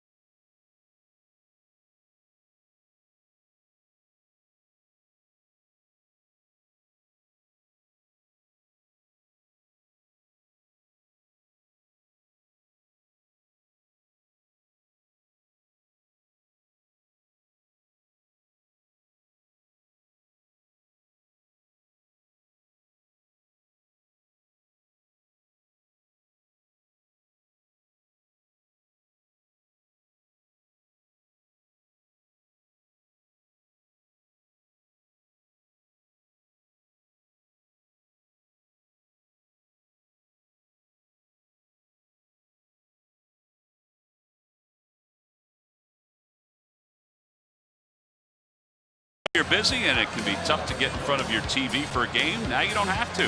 Stay connected and watch every game on the go with the NBC Sports app and csnphilly.com. Phillies lead at 3-1. Cesar Hernandez. Yeah, last time up, Cesar Hernandez. Look where this pitch is located. The 4th pitch is out of the strike zone. But what I like about it is he stays short. He takes what Arrieta will give him. If you try and pull that pitch, it's a 4-3 ground ball to second base every time. Stays within himself, uses the middle of the diamond. Result is a hit up the middle.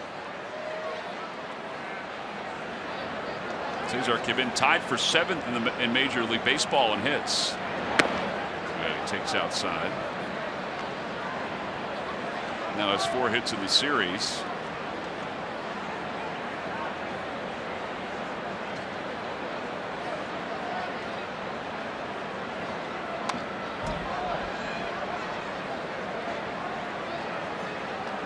Aggressive grip right there.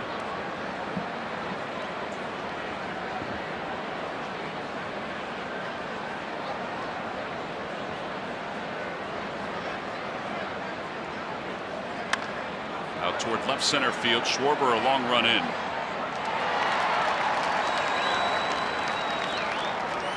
One out. You know, we haven't seen Murph all day, and I come to find out that the reason we have not seen him all day is because he's been shopping here in Chicago. Craziest thing. You're right, Tom. I had to head out to the grocery store because, you know, they've had a lot to celebrate here in Chicago, but Anthony Rizzo last year, well, he had something to celebrate early in the season. His cereal came out in Chicago last year. Yeah, breakfast cereal. It's called Rizzo's. It came out at the beginning of last season. It's a toasted oat and honey cereal, guys, and it was a huge hit in Chicago. In fact, it was flying off the shelves, and it was selling out left and right. So they decided to come up with a championship edition of Rizzo's, the honey nut toasted cereal, and so this is it. It came out earlier this week. This is the championship collector's edition, and all of the proceeds go to the Anthony Rizzo Family Foundation. Anthony, of course, is a cancer survivor, so all the money that they do raise with this cereal is going to that foundation. So it's really kind of a cool story, and you know, Anthony Rizzo is one of the real good guys in baseball, one of the great stories in baseball. So Rizzo's cereal here in Chicago is a hot item. Very cool. You know, there's been so many athletes that have had their own cereals. Doug Flutie had his Flutie Flakes when he played. Joey Votto had his Vottos, which is kind of like Rizzo's. Did that get you thinking a little bit, Murph, about what other athletes you can brand or other people you can brand with cereal? Yeah, it did, but maybe if you okay, well, we're going to take a look at it because I was thinking about that. And the Phillies, well, they have some guys that we could brand, right? How about some Francos? You know, if Rizzo's got Rizzo's, we can do Francos, or some Aaron Granola or Nola Cola. I was thinking a whole brand, a whole row of Rupp cakes, I think, would have been real good. And of course, you'll need napkins if you're going to do that. That's not exciting. Yeah, and Sean Fakasny, I have to give credit to him. He's one of our trainers. He came up with Mike and Eichhoff's and Zaccaroni and cheese, which I thought was great. But before we go to break, our CFO, John Nicholas, he came up with, how about this one? Beef's Sam Wellington. I thought that was good. and to finish it up, Aaron Altira Masu. I mean, come on. Those are clever. We're going to get working on these. Those would have to be in the frozen food section.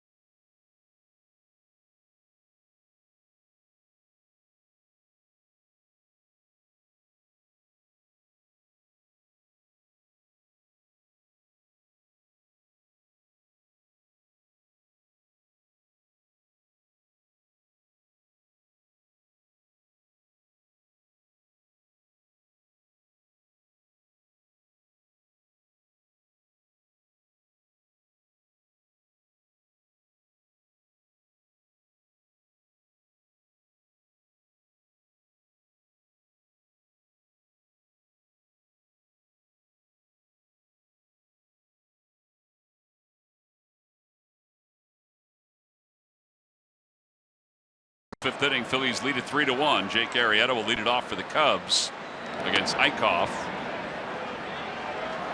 Jared needs as quick an inning as Arrieta had while Murph was going over the cereal products that are being sold here in Chicago.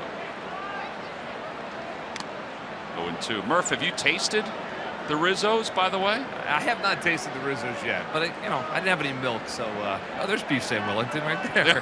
There he is. I'm telling you, we're going to make millions of dollars for our guys. Why not? I don't know if anybody eats Beef Wellington anymore. Oh, yeah, we had a lot of fun trying to put those products together today. It became a big thing in the dugout.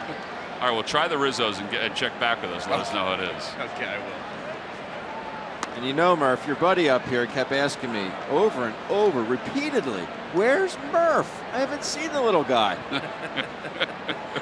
The buddy next to you? The big guy right there? Yeah, the big guy.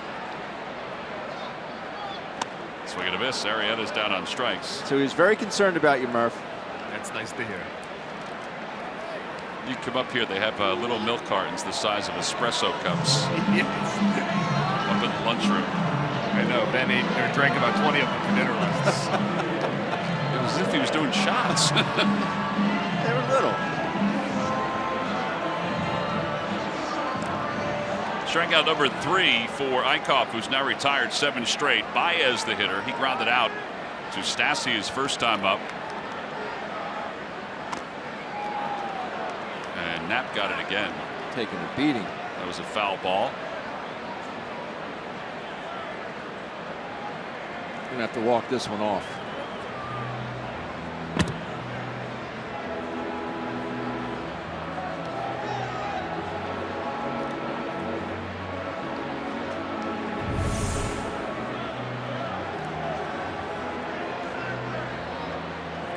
Right off the knee. Inside of the knee. Another misdirected ball.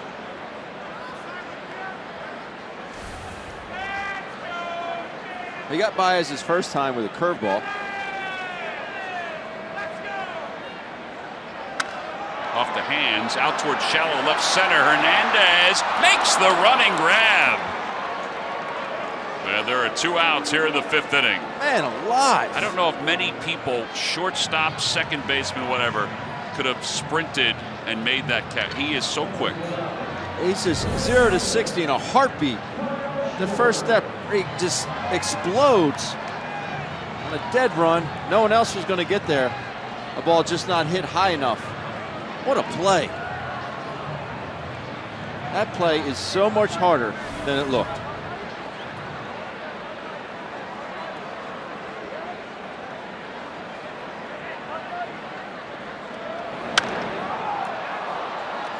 High fly ball foul down the right field line.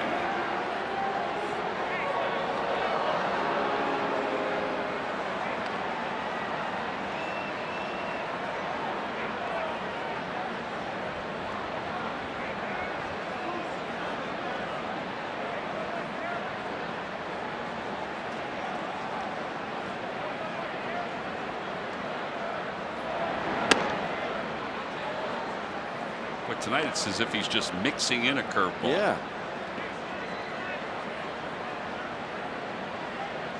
The numbers coming into tonight for this year, just about 50% fastball, 30% curveballs. It's way down this evening.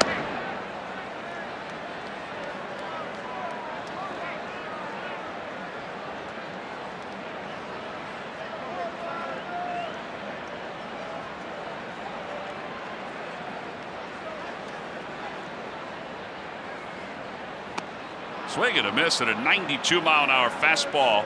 Strikeout number 4, 9 in a row, retired by Jared Eichhoff. He is through 5 innings.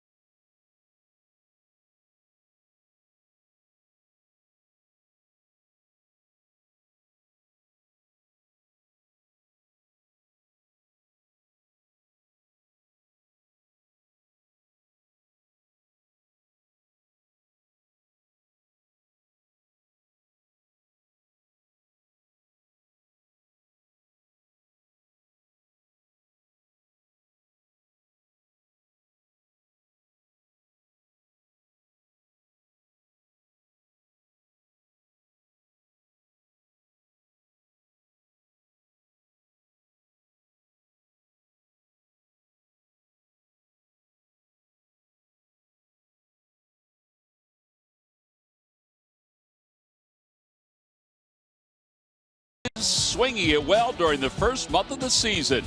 Cesar finished 2016 just under 300 in batting average and has started this season with that same consistency. At the top of the lineup, he's always finding a way to get on base.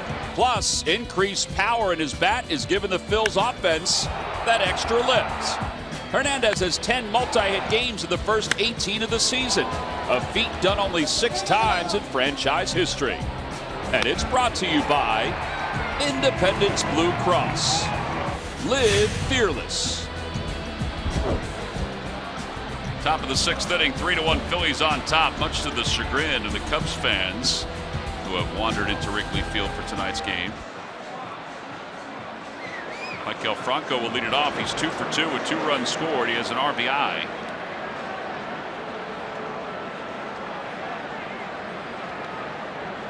And Arrieta delivers the first pitch of the 6th inning.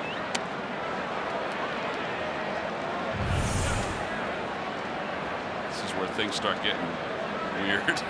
It's kind of Fredsky.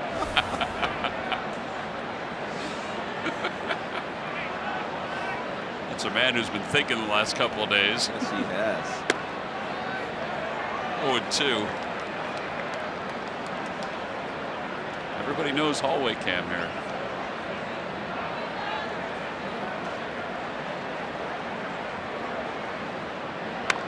That one's punched over toward first, over the head of Mickey Morandini. Foul.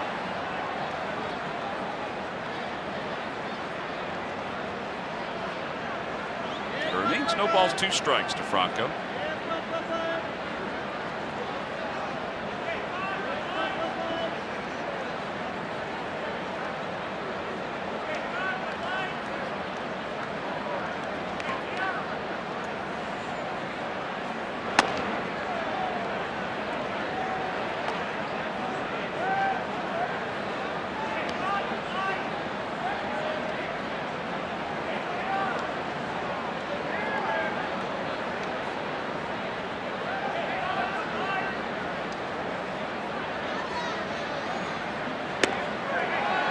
Strike 3 called. That was a pitcher's pitch. Franco can't believe it. That's 6 strikeouts for Arrieta. And 1 out here in the 6th inning. Time now for our Citizens Bank minor league report.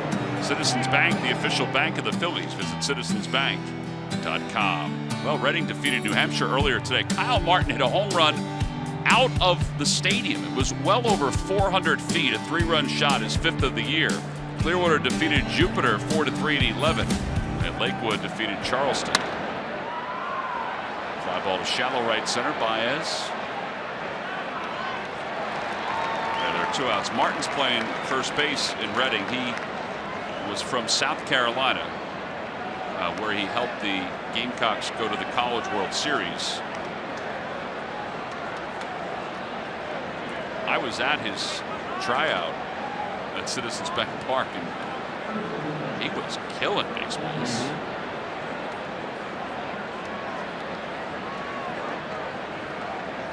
Brock Stassi 1 for 2. And it's 1 ball and no strikes.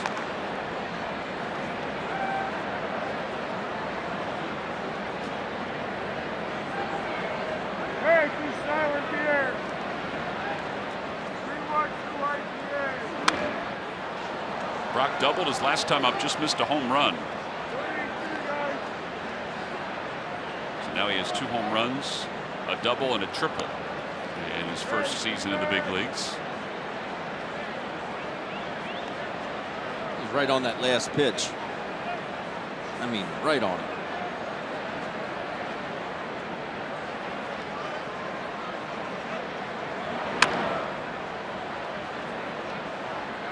Good change up there by Arrieta. He only throws 8% of the time. I had a pitch like that, I'd be using a lot more. I mean, that had some good late life on it. Speed was good.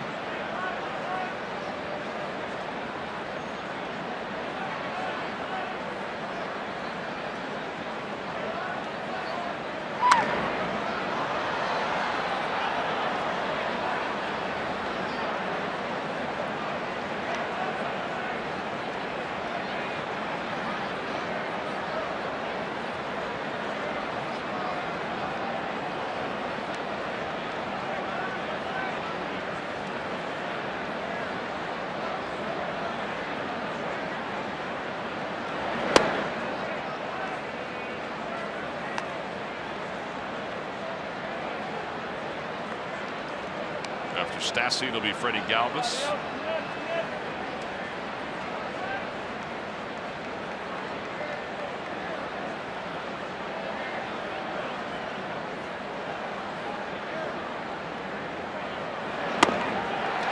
contest, and Stassi strikes out. 7 strikeouts for Arrieta. He's retired the Phils in order the last 2 innings. The Phillies have a 3-1 lead as we move on to the bottom half of the 6th inning.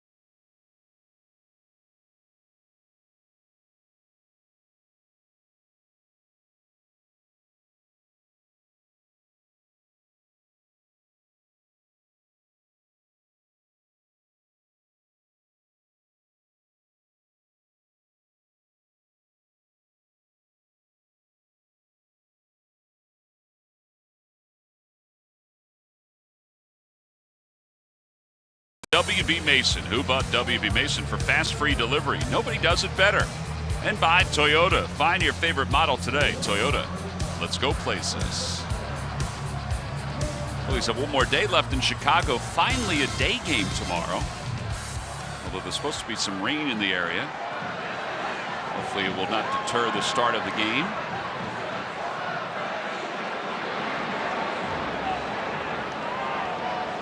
Now Chris Bryant will lead things off.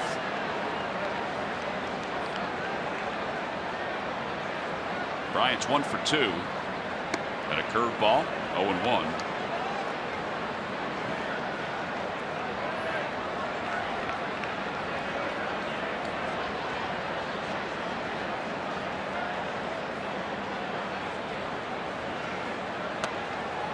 That curveball didn't break in.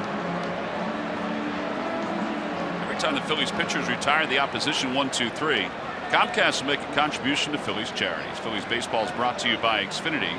Xfinity X1 will change the way you experience TV. 1-2.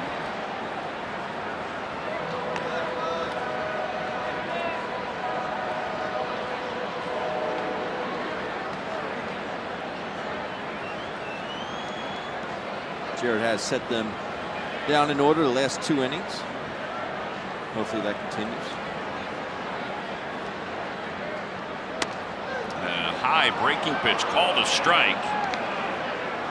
And Chris Bryant is down looking. 5 strikeouts for Jared Eichhoff. Let's take a look where Pitchcast had it, presented by Mazda. That's a strike. That's what I'm talking about, Ben. Yeah. Well in the zone. But last night, that pitch was not called a strike. Correct. It was just the style of Toby Baster. 3 curveballs to Bryant that at bat. Actually doubled up, which I believe the first time he's done that in this game. He's retired 10 straight. And Rizzo takes inside.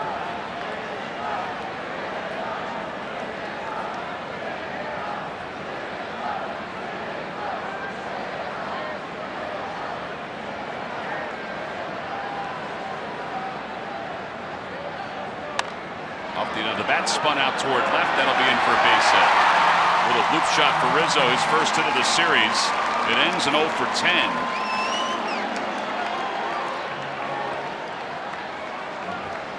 Yeah, that brings Ben Zobrist up.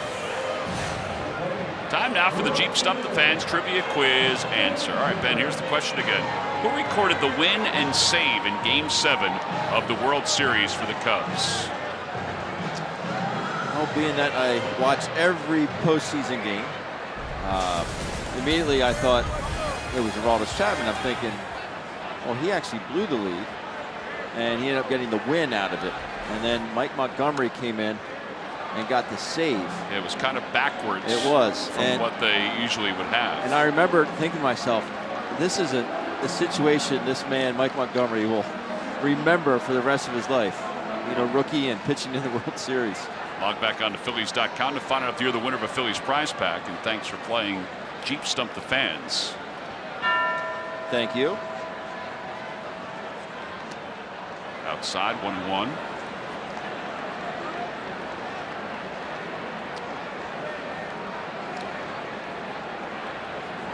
There were some weird moves made in that Game 7. Yes, there were.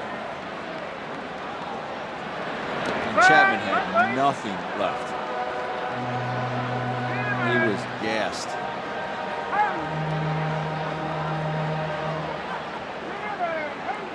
It was just their destiny. Yeah, because if they hadn't won, then Joe Madden would have been criticized a little bit for some of his moves. Rizzo standing on the first base bench.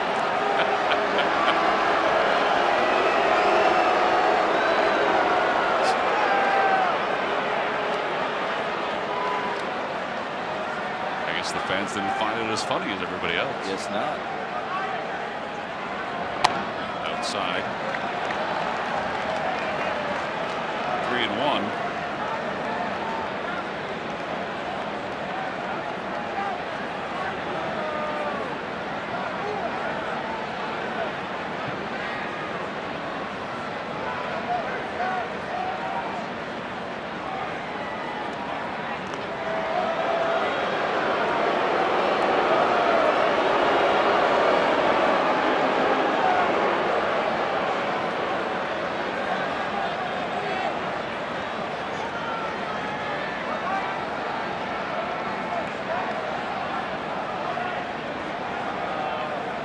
Ground ball right side. Hernandez can't get it. It slips into right field, a base hit. First and second with one man down. And Addison Russell will be the hitter. Joely Rodriguez warming up in the bullpen. I would say that this is Jared's last batter. Hayward on deck. 91 pitches. All those 3-ball counts are coming back to haunt him a little bit here. It's at 7 of them, now 8.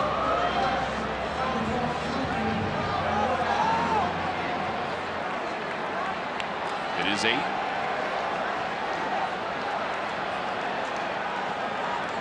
Addison Russell flied out to the wall in right field. And he takes strike one. Slider in there. It's 0-1. Trying to roll a double play ball here.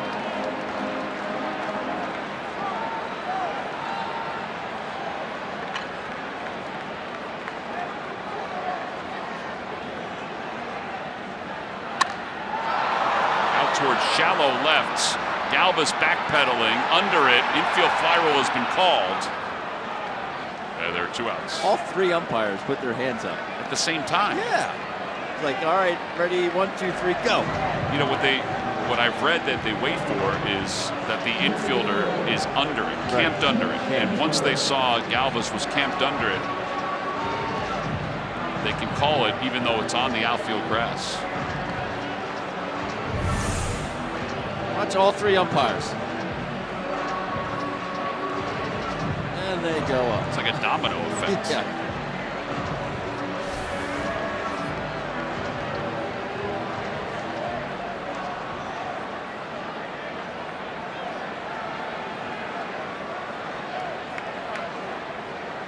Hayward is lined out. He's also walked and scored. And he takes inside, 1-0.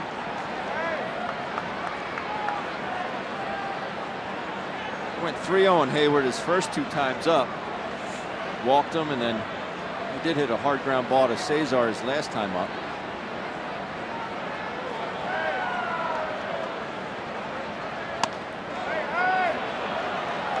Does take a lot of pitches. Yeah.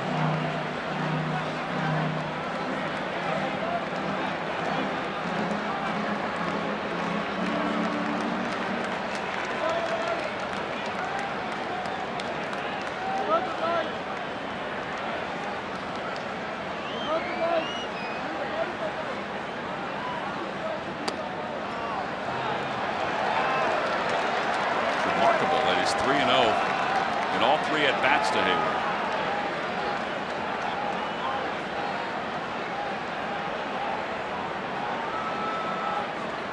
Rizzo at second base and Zobrist at first.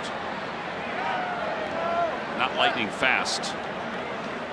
Watch out for the 3-0 green light here. And he hits it out toward left field. Nava on the run, and he's going to play it on 1 hop. A run is in, and it's now a 3-2 ball game. The ball gets away from Franco.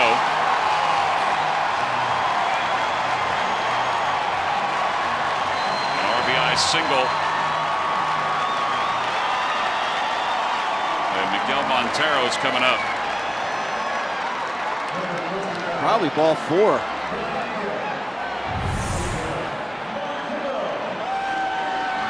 Definitely ball 4, but good hitting by Hayward, just goes with it.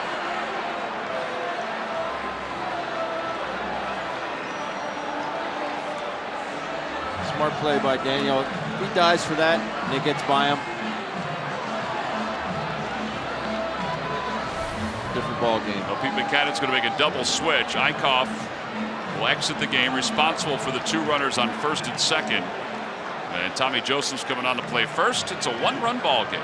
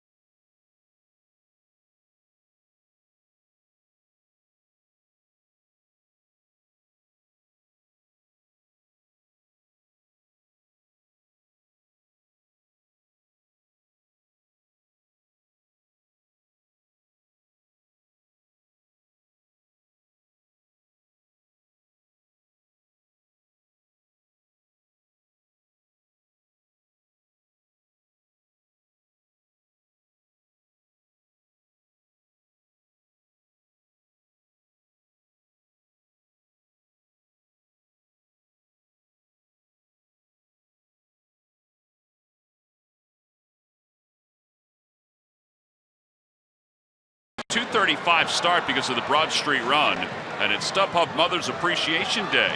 A free ladies crossbody tote bag for women 15 and over. Go to Phillies.com for more information. Moments ago, they opened the door in the bullpen, and here comes Joely Rodriguez as part of a double switch. Tommy Joseph is on to play first base, so Joseph will bat 9th. Comes Rodriguez, who will now face Contreras, who will pinch hit for Miguel Montero. So the Cubs counter with the right-handed hitting catcher. Jason Hayward swung at a 3-0 pitch and got a hit on that 3-0 pitch for the first time since 2012. And he drove in a run to make it a 3-2 game. It's remarkable that he doesn't have a hit since 2012 on a 3-0 pitch. Voltaire was out in left field like he's been the first 2 nights, he probably would have caught that ball. But as Ben said, it was good that Nava, once he realized he couldn't catch it, that he didn't leave his feet.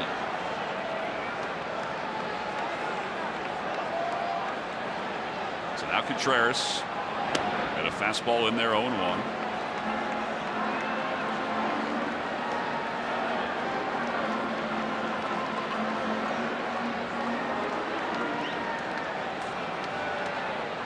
Splits between Contreras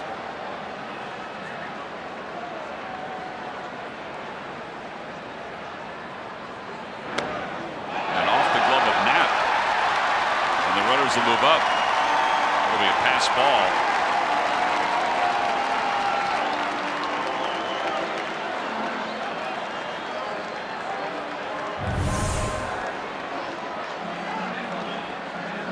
Got crossed up. He was expecting a slider. I have to admit that looked like it should have been a strike. Yeah, I'm with you. But off his thumb. So they do score a pass ball. And now 2 in scoring position for the Cubs here in the bottom of the 6th.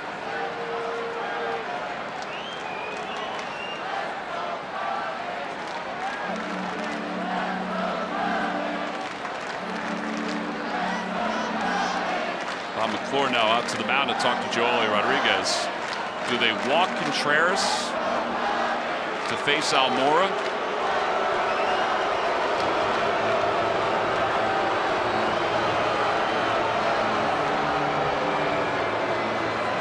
The other part that Bob's coming out for is to make sure that the signs are correct and everybody understands them. You see Freddie Galvis is involved too in the conversation. That's the tough cross-up. When you're expecting soft and you get a fastball, you can't make that adjustment. But when you're expecting hard and they throw it soft, then you'd be able to recognize it a little bit easier. Well, you're sitting soft and you get that hard fastball, especially one as hard as Joely's. You just can't react that fast.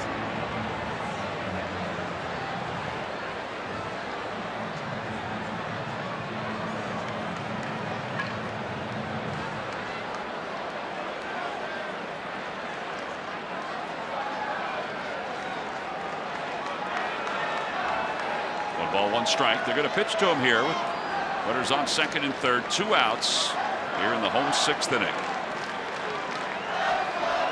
Albert Almora is in the on-deck circle to pinch hit for Arrieta.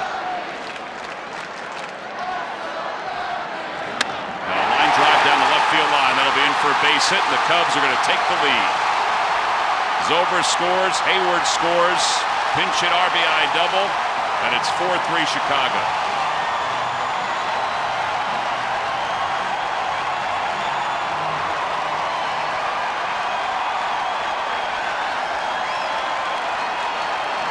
Saw his splits against righties and lefties. And the lefty was brought in. And Contreras with the double to left field. Throw another slider and he goes down there with him. Stays inside it, does not hook that ball foul. Zobrist and Hayward score easily. Contreras off the bench with the 2-run double. And now Pete Buchanan will make another pitching change. Joely Rodriguez is done. And the Phillies will go back to the bullpen here in the bottom of the 6th inning. 1-run lead for the Cubs. We'll be back right after this.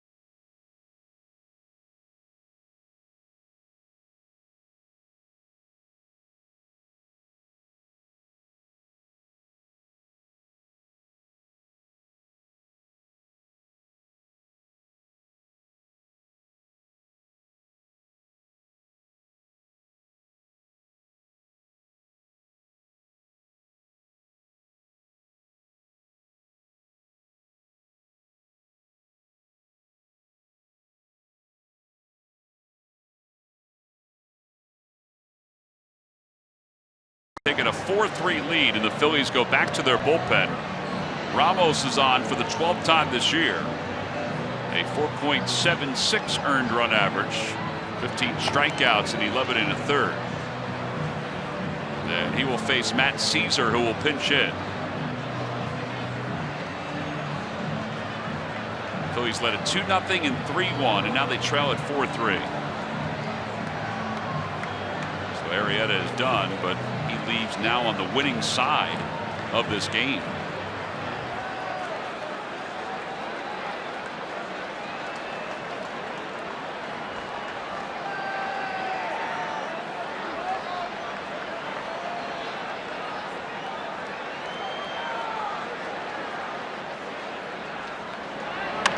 Caesar fouls it toward the second deck. And it's 0-1.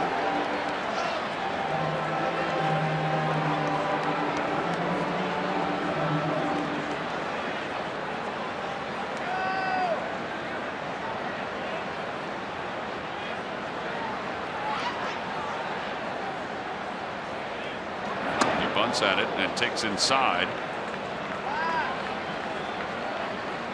Phillies, when they come up in the 7th inning, it'll be Freddie Galvis, Andrew Knapp, and Tommy Joseph. And Ramos trying to keep this at a 1-run deficit.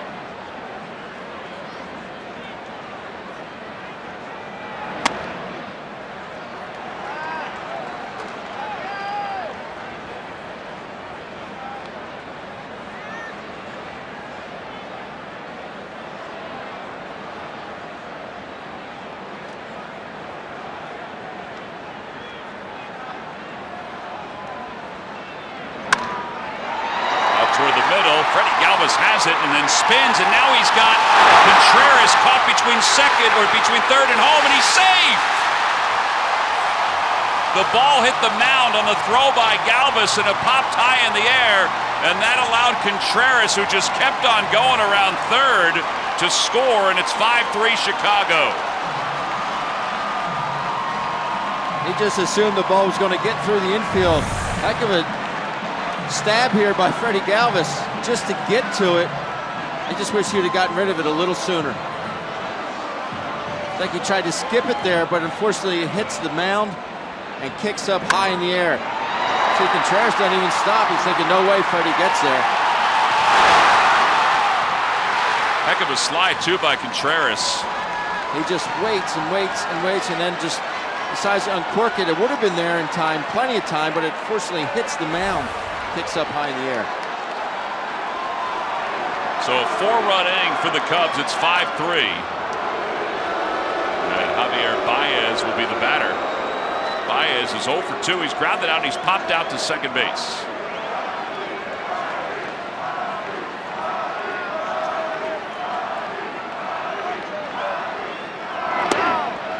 A fastball and it's 0-1. Cubs have scored 4 runs with 2 outs here in the 6th inning. They had 6 2-out runs last night.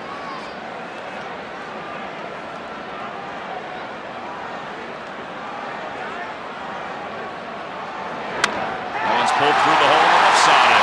Another base hit. Caesar stops at second. Boy, this inning is just imploded for the Phils. 6 hits now for the Cubs. And here comes Schwarber, the 9th man to bat in the inning. An inning that began with Chris Bryant going down looking on strikes.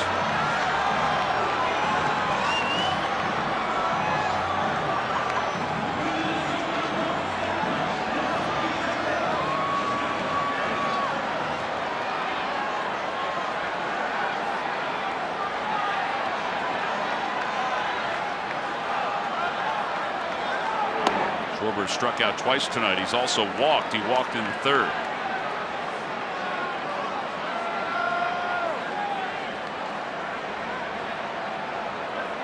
By the way, Caesar gets a base hit and an RBI on that ball toward the middle that was stopped by Galvis. And that one goes right on by Knapp and runs up the third base line. And that'll be a wild pitch.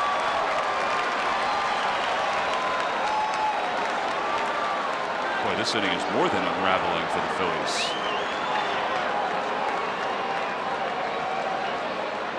Did he get crossed up again?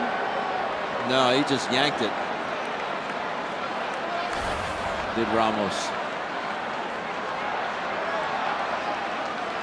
6 hits, 4 runs in this inning after getting just 2 hits and 1 run in the first 5.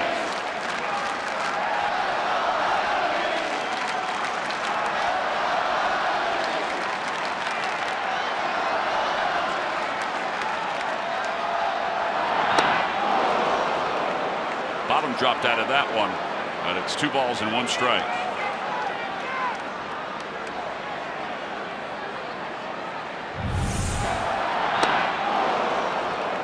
Cut it loose on that 2-0 pitch.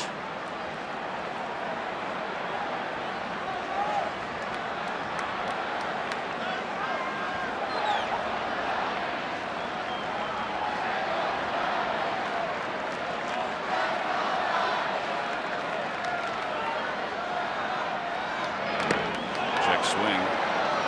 In the dirt, they appeal. No swing. And it's 3-1.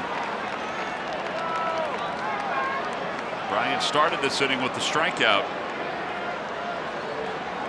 I think Pete is going to start looking at these innings differently, and the fact that this is a situation you need a stopper, you need a closer to come in and shut the door in these situations. Maybe go to a Nishek or Benoit, maybe a little bit sooner than you wanted to, but you have to stop the rally now. And then deal with the later innings. Exactly. Later. Yeah. Deal with it. I mean, those guys have been really the 2, I guess, mainstays out of that bullpen this year. And if you need a stopper, you know what? We can't give up any more hits, any more runs until they can figure out these middle innings. 3-2 is swung on and missed. And the Cubs cap it off with a 4-run 6th inning. And they now lead it 5-3. They got some clutch 2-out base hits. We'll head to the 7th. Cubs up 5-3.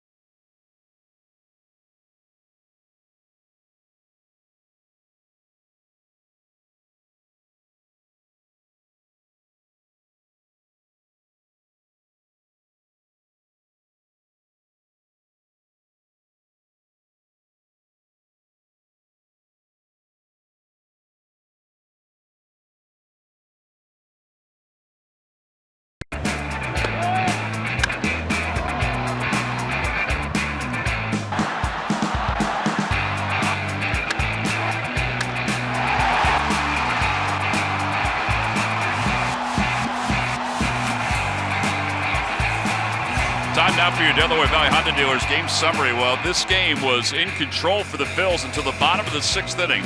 Michael Franco had a couple hits, 2 runs scored. Jared Eichhoff was battling some deep counts, so that's why he lasted just 5 2/3. He exited, and the Cubs then exploded for some runs. And he was charged with 4 overall in his 5 2/3. Contreras off the bench, and he had a clutch 2-run double. And then made a base running mistake, but was able to get past it when the throw from Freddie Galvis hit the mound, and he was able to slide past the tag. So now Koji Yahara will be the new pitcher, and he delivers a strike to Freddie Galvis. Phils have to realize they're only down by 2 runs. They have 9 outs to work with. Uehara gave it up on Sunday night in Boston.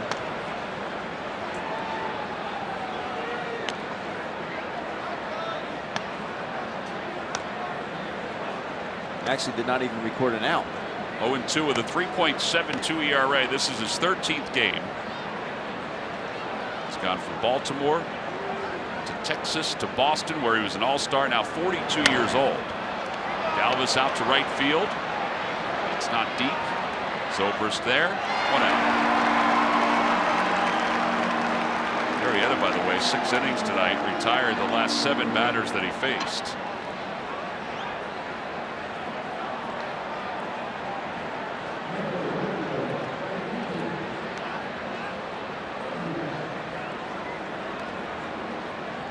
There's that line you referenced. No outs, 3 runs, 3 hits. I remember watching that game and thinking, Madden's got to go get him, and he did. Knapp bounces it foul.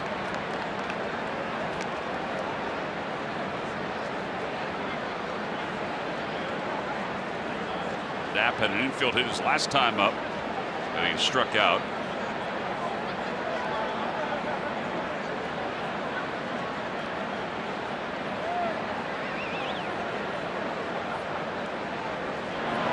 Uehara was 34 years old when he came over to the States from Japan.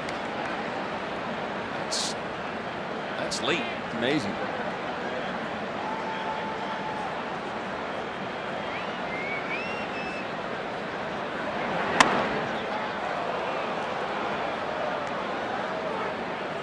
Cubs bullpen this year, first in ERA and first in opponent's batting average in the National League and second overall.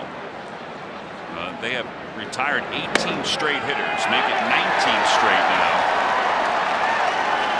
8 strikeouts for Cubs pitching.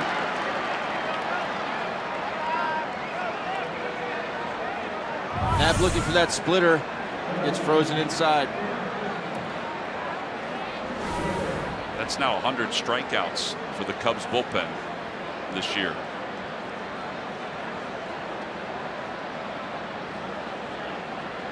And Tommy Joseph will bat for the first time. There's Neshek warming up in the bullpen.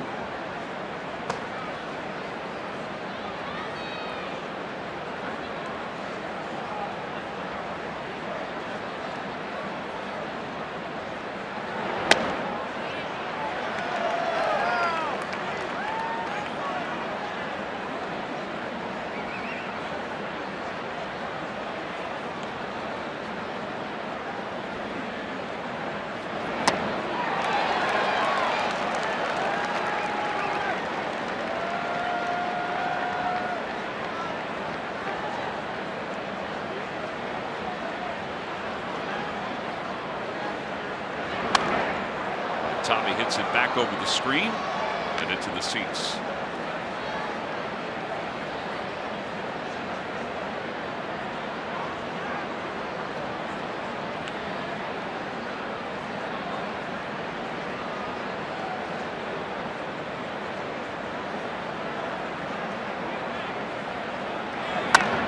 Out toward right center field. Zobrist says he has it. It's going to turn out to be an easy inning as Zobrist makes the first and third out in the inning. So time to stretch here at Wrigley Field. Phillies trail it by 2. We'll move to the bottom of the 7th inning.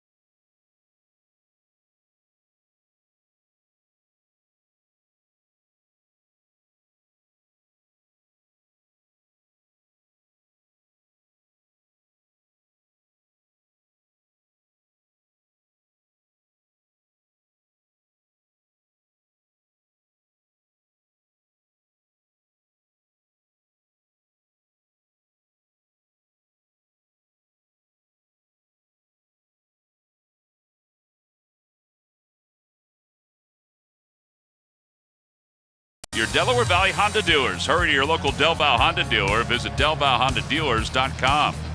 And by McDonald's. Now McDonald's, an ice cold delicious soft drink is only $1.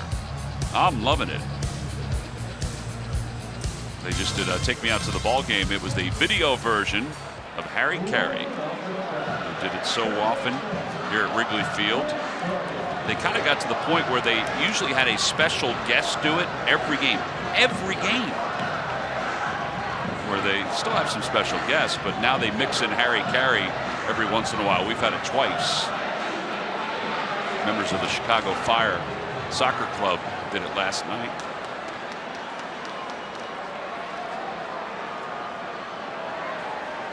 Chris Bryant will lead off against Pat Neshek. And Neshek delivers a strike.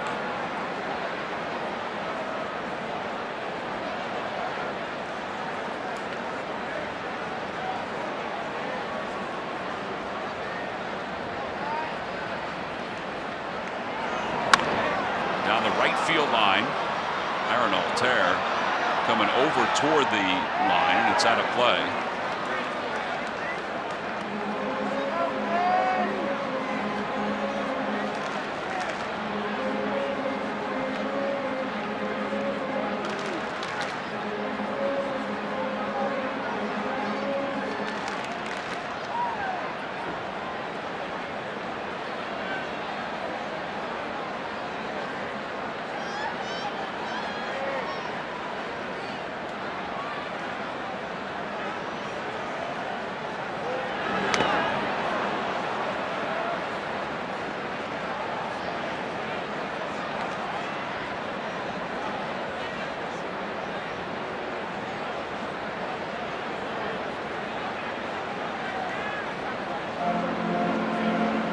Two strikes to Bryant.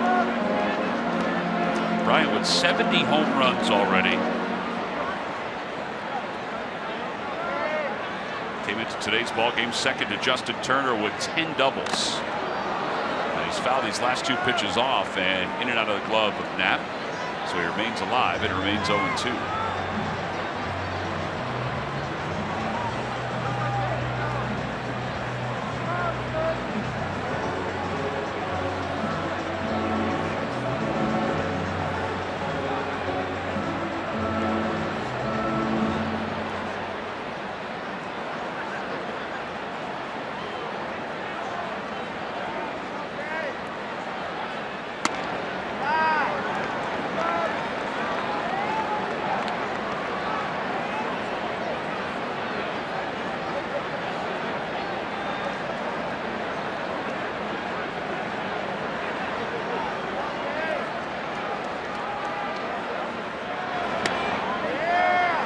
Pitches outside.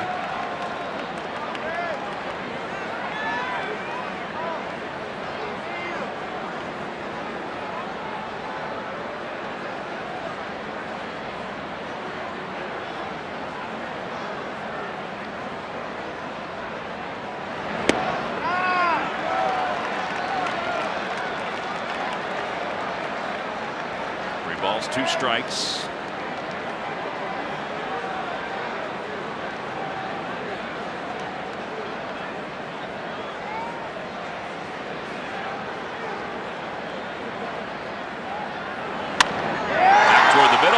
Base hit for Bryant. So his second hit. They're really good at bat. After falling behind, no balls and two strikes. Anthony Rizzo's coming up. Let's check in with Greg Murphy. All right, Tom, thank you. Time for our unlimited baseball break presented by T-Mobile. And we're talking about the long ball today. First up, the Yankees young slugger Aaron Judge. He hit number 13 of the season today. The youngest player in Major League Baseball history to have 13 home runs after just 26 games. He also is leading baseball with those 13 home runs as well. Another Yankee had a milestone home run today. It is Matt Holliday. Came in the first inning, a 3-run shot, number 300 in his career. He's having quite a season. Earlier this year, he got his 2,000th hit. So 2,000 hits, 300 home runs from Matt Holliday. But one more home run to tell you about, and that off the bat of an old friend, Ryan Howard, playing for the AAA team for the Atlanta Braves, the Gwinnett Braves. Hit his first home run as a Gwinnett Brave tonight. That one came early in that game as well. So Ryan Howard going yard for the Gwinnett Braves. And one other member of that 2018 we'll mention, Cole Hamels, on the DL with an oblique strain. 8 weeks they expect him to be out. Yeah, yesterday when they scratched him, they said it was precaution to scratch him, but 8 weeks. Must be a good tear in there. Wow. No balls, 2 strikes to Rizzo. And Rizzo fouls it away. It remains 0-2.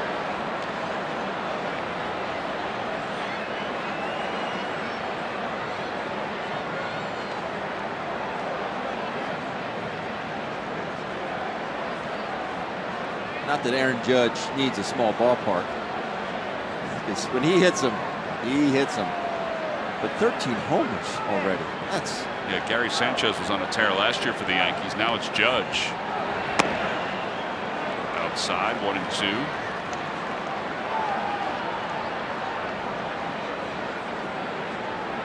I don't even think the Yankees saw that coming out of Aaron Judge. I think they hoped it. They hoped it. He's not swinging and missing as much.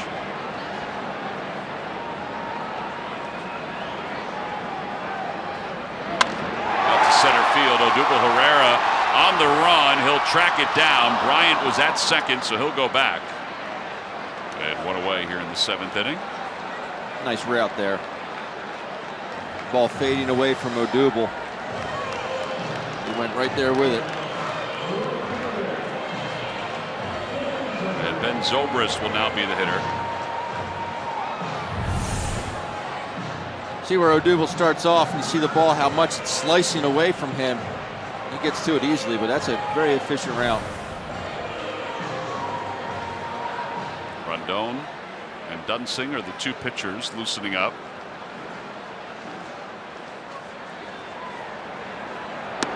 And Zobrist takes way inside, 1-0.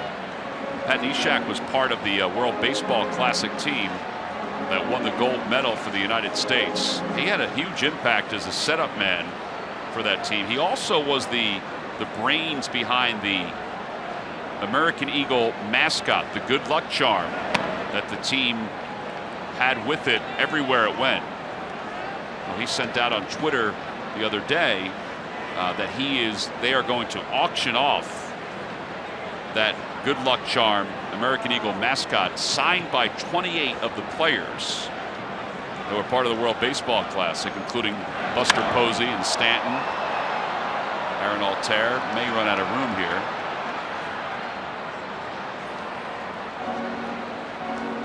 Here's the picture of that good luck charm. Had the best time of my life playing baseball in this year's World Baseball Classic. Amazing to see the passion from every team we played. Thanks so much for cheering on our team. It was a great statement that he posted on his Twitter page.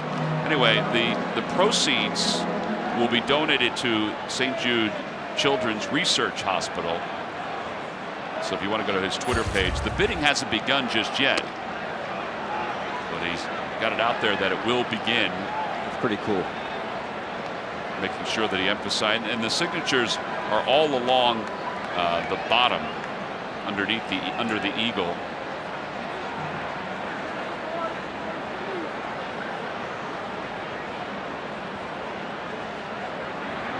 You should bid on that, Ben. That would be really cool to have, wouldn't it? Ball 4. That puts runners on first and second.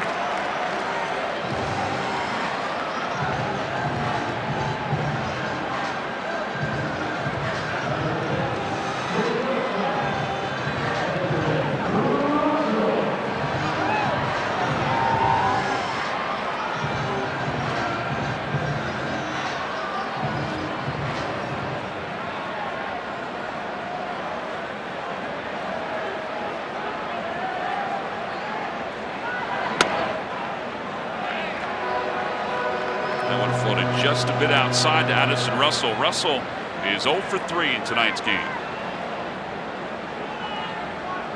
Phillies have to get through this.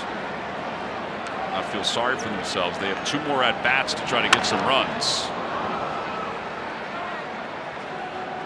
How about all the leads they've had, even on this road trip? Yeah. You know, They lost all 3 to the Dodgers. They're 1-4 on the trip. But it's not because they haven't had leads. They just haven't been able to hold those leads. And some are slight.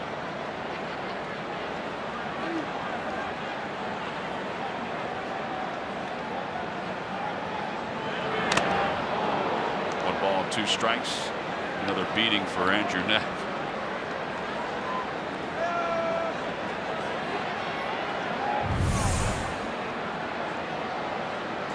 Right off the coconut.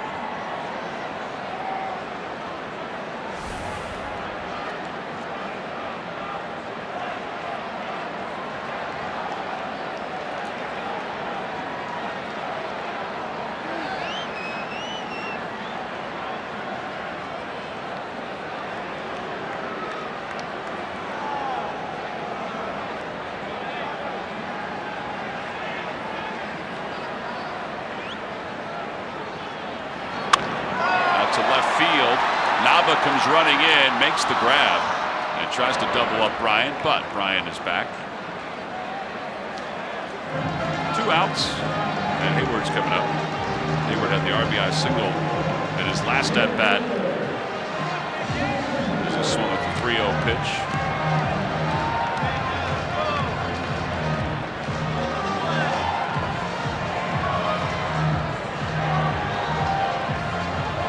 .266 with 3 home runs, 17 runs batted in.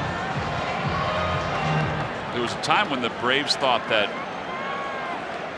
Francoeur and McCann would be the foundation pieces for their future. And then Jeff was eventually traded. McCann stuck around for a few more years. And then as time passed, it was Hayward and Freddie Freeman, who they thought would be the foundation pieces for the Atlanta Braves. And much like Francoeur, Hayward was traded away.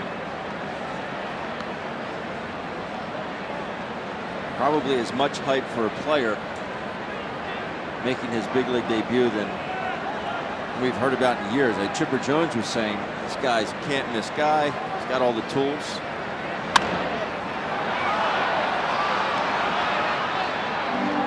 Even though he has the RBI tonight on the 3-0 pitch, I would think he's been a disappointment in some ways.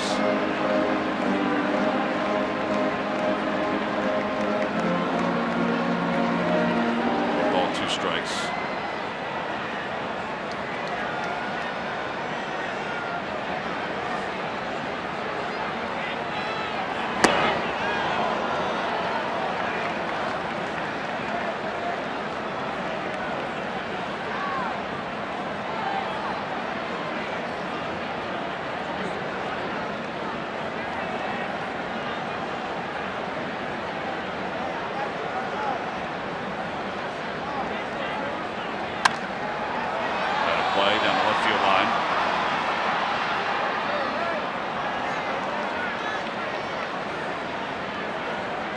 Baseball Reference has him down as this year making a little over $28 million. That's an awful lot of money.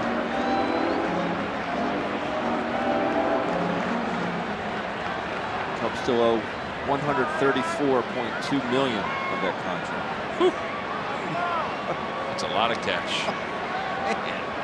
Before and even after taxes. Outside 3-2. A lot of commas, Tom. A lot of commas.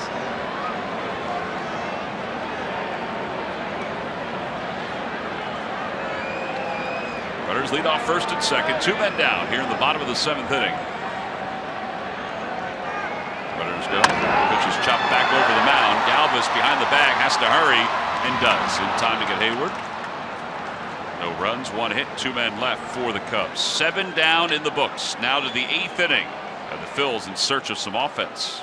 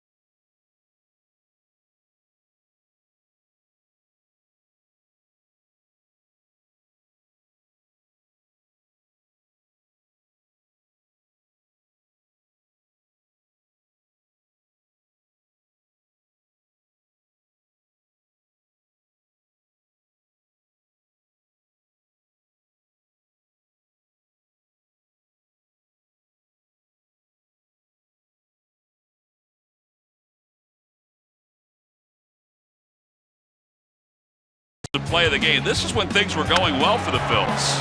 Yeah, Eichhoff able to get inside on Javier Baez, and Cesar Hernandez gets to this ball. There was no one else around.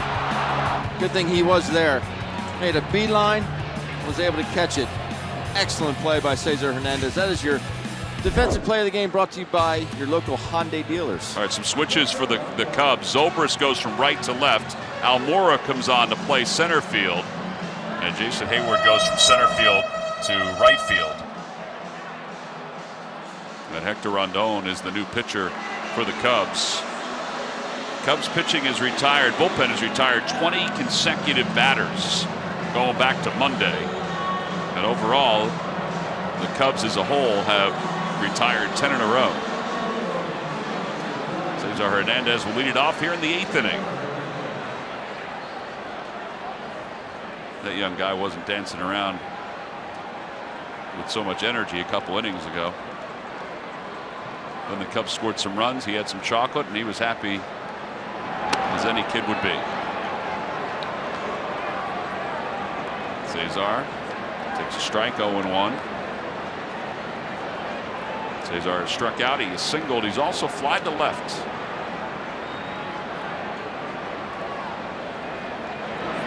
Ground ball right off the knuckles. This is 4th time leading off today. 4th time leading off an inning. That'll bring Daniel Nava to the plate. Friday, when the Phillies take on the Nationals, it's the 17th annual Teacher Appreciation Night presented by NG, honoring area educators. A special ticket offer for all educators, teachers, and families, $8 off locations, regularly priced at $47. Fans who purchase tickets through the Theme Nights page receive the exclusive Teacher Appreciation Night presented by NG USB flash drive. To purchase tickets, please go to phillies.com/theme nights. Daniel Nava takes high.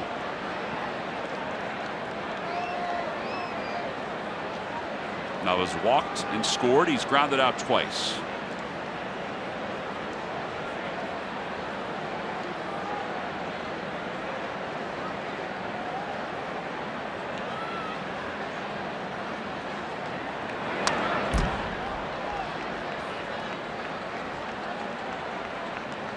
Joaquin Benoit.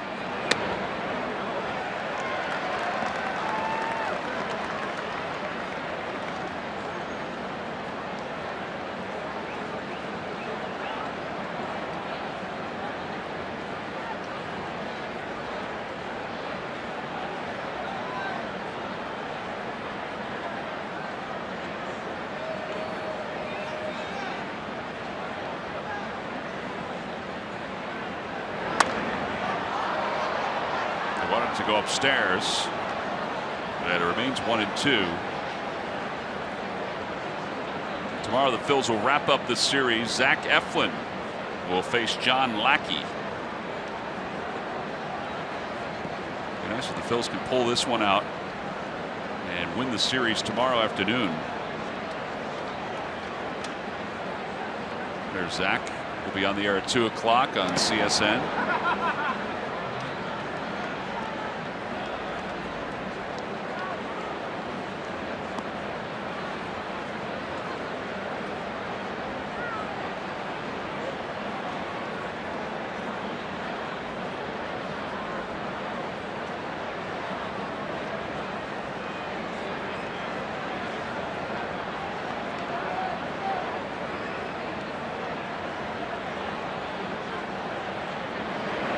Ground ball to second base again.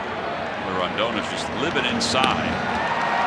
22 consecutive hitters retired by the Cubs bullpen in this series. I saw that stat earlier. Best bullpen in the National League.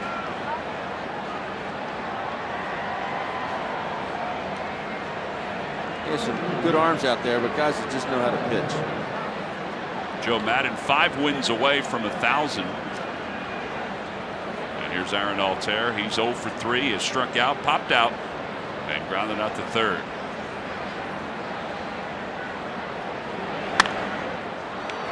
Down the right field line at a play, 0-1.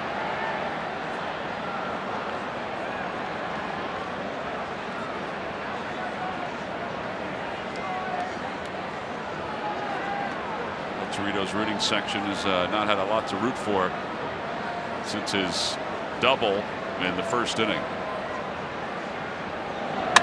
There's a liner out toward left center field. Good swing by Altair, and that's going to go right to the wall. Played well by Almora, and his throw into second base not in time. And that's double number 7 for Aaron Altair. Boy, was that ball cooked out to Sure left was. center. All right, so that means the tying run is coming to the plate here in the 8th inning.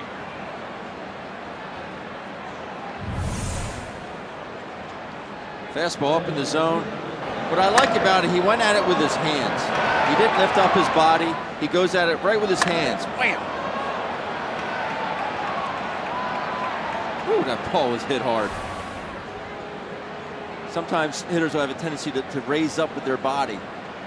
He stayed on plane with his shoulders. He just went at it with his hands.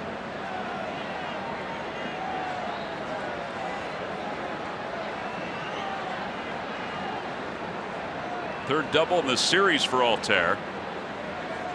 He now has 5 hits. Out toward right center field. Hayward on the run. Dives. He can't get it. Kicks off his glove. It'll be an RBI for Franco. And it's now a 5-4 ball game. Well, Franco with a 3-hit night. And it's his second run batted in. That's his second hit to right field, which you love to see out of him.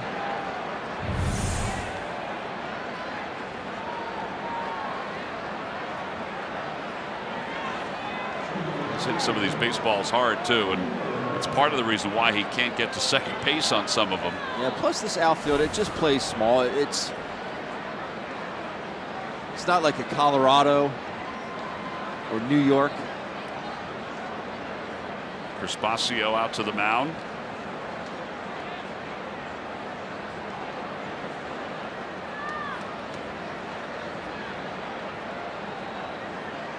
He's the only one doing the talking right now. Franco now 3 for 4. He had been 0 for his last 13 before the 3 hits tonight. So Basio will go back, and Odubel Herrera will be the batter.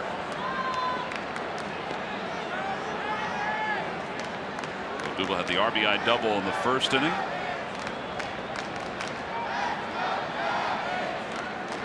Andres Blanco is out of the on-deck circle. Pitcher spot is due up next.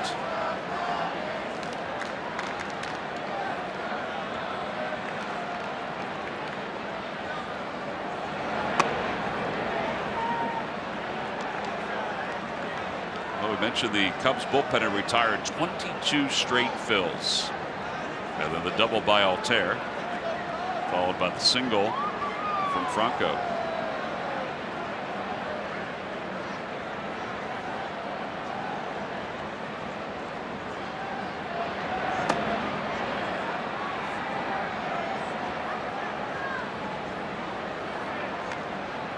Pedro Strop.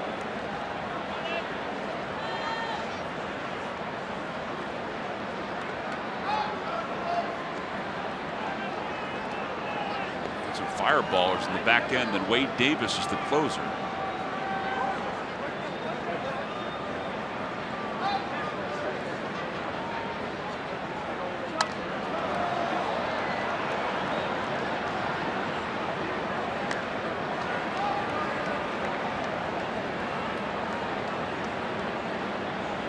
The Phillies come back and win this one, they will have earned it, that's for sure.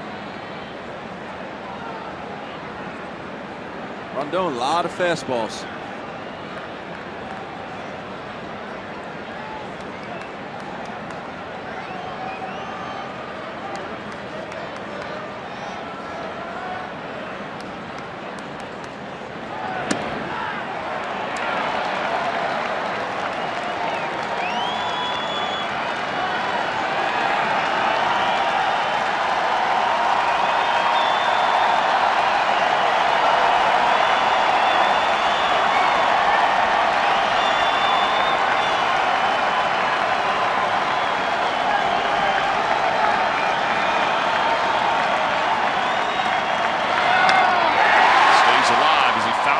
2 off.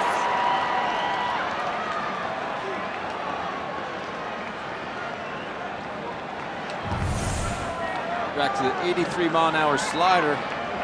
Just cues it off the end.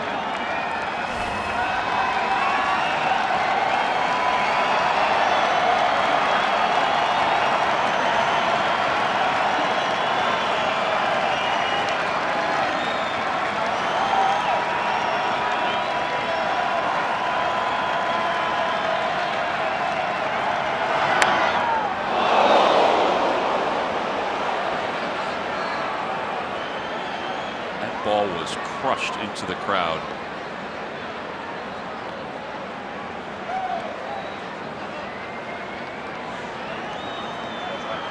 The gentleman who's laughing, I mean, he got smoked in the chest. Glad that he's okay. Man. I mean, that was sizzling. 2 balls, 2 strikes, 2 outs here in the top of the 8th. Bills are within 1. And the pitch coming to Odubel Herrera in the dirt. And Contreras will keep it around the home plate circle. But it's 3-2. So Franco can get off and running here. I think Rizzo's looking to see if he should play behind him or not.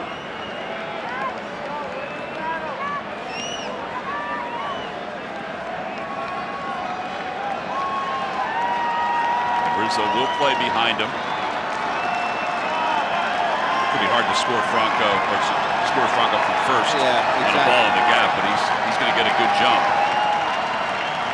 Zobrist is deep in left field. Hayward the same in right field. There goes Franco. Missed. Phillies do get a run on the RBI single by Maikel Franco. 5-4 Cubs as we head to the middle of the 8th inning.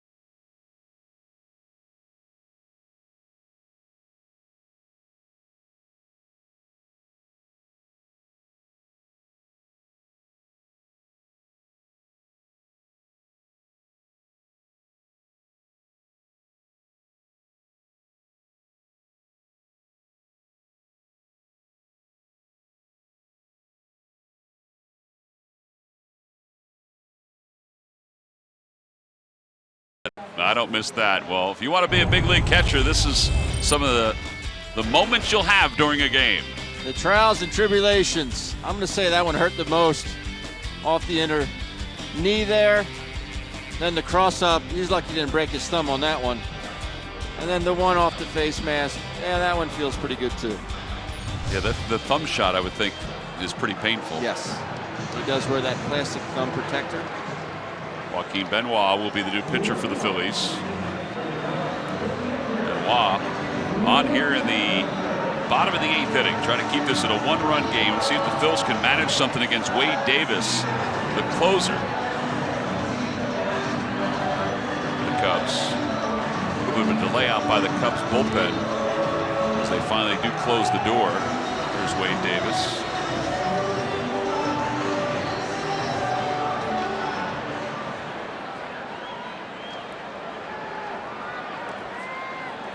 And Contreras, who had the 2-run pinch hit double in his only at bat, will bat for the second time. Takes a fastball, 0-1.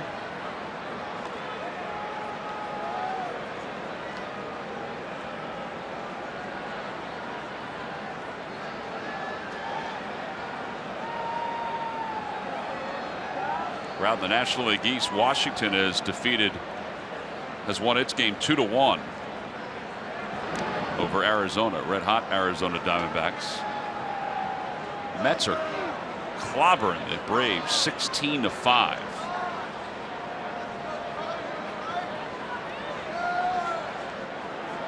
And the Marlins edge the Tampa Bay Rays 10-6.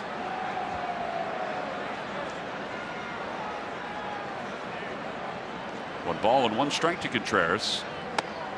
Upstairs, 2-1.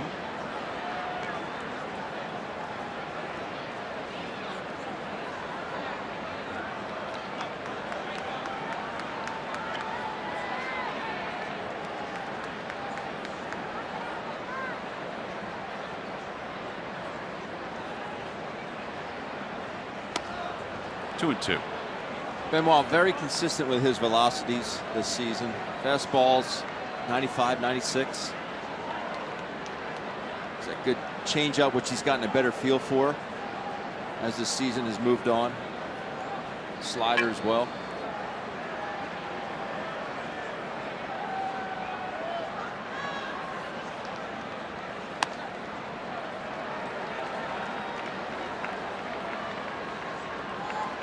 Three balls, two strikes. John Jay has come out in the on-deck circle to pinch hit.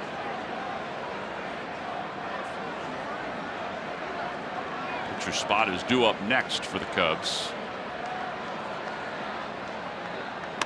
And ball four. So Contreras draws a walk. Leadoff batter is aboard. Coming up after the ball game is Phillies post-game live presented by Cure Auto Insurance. Guys will get you caught up on what's going on around the Phils. They had a 3-1 lead. They'll talk about Eichhoff not being able to get through the sixth inning. And plus the pinch hit 2-run double by Contreras. Again, that's all coming up on Phillies post-game live immediately after the game. I think Major League Baseball's happy that the Orioles are done with the Red Sox. Yes. In that series. They had another ejection today, not only of a fan who used a racial slur, but also of an Oriole pitcher who hit a Red Sox hitter, Xander Bogaerts, with a curveball. Out towards shortstop Galvis. From one knee, fires to second for one, over to first, not in time. Boy, that was a wonderful start to that forced play by Freddie Galvis. Actually surprised it was even that close. They may ask for a crew chief review on this one here in the eighth inning. How fast does Freddie get this ball in and out of his glove? Oh, he's out. Looks out. Tommy Joseph's foot is on the bag. So they will review this.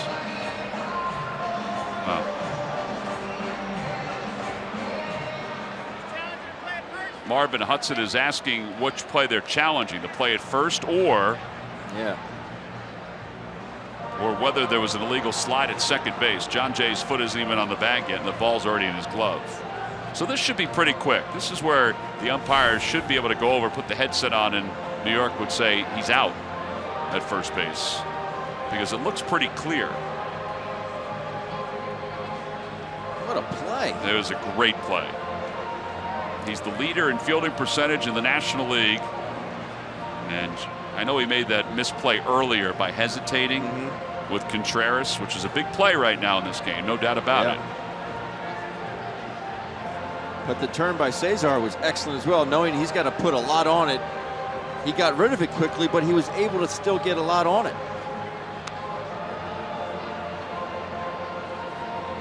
All right, so here's Marvin Hudson off with the headphones, and he is out. So it is a 6-4-3 double play started by Freddie Galvis. Now that is our State Farm double play. He just saw it off the bat of John Jay. Freddie goes to one knee. To Cesar on the Tommy at first base. Excellent 6-4-3 double play. You're not going to see one any prettier than that. Pretty definitive with that shot right there. State Farm here to help Phillies fans do things right and help life go right. So now Baez 1 for 3 outside 1-0.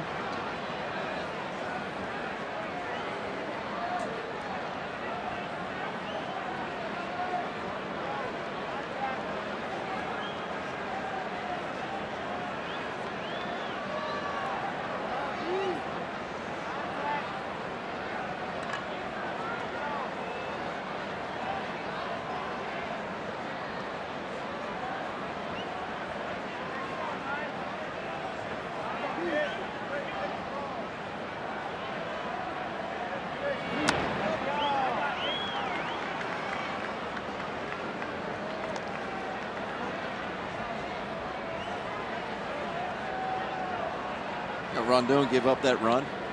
His ERA skyrocketed all the way to 1.59. 1.59.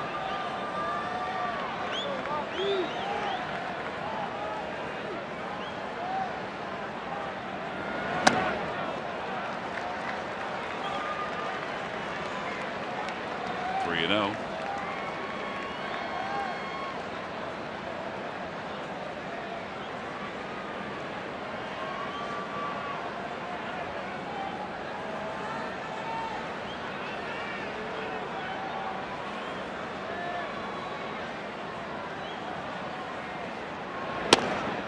And ball 4. So Baez with the second walk issued by Benoit.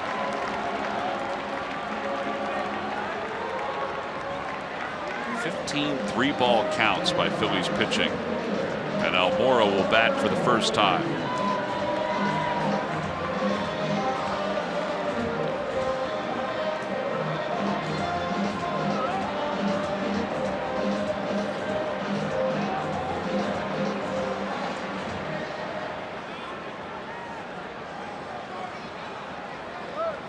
Almora hitting .286 with 2 home runs.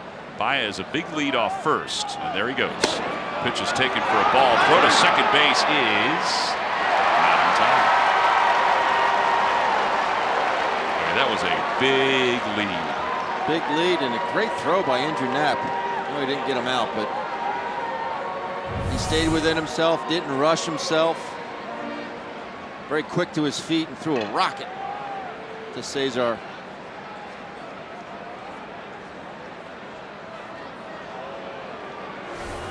Even had time to look back.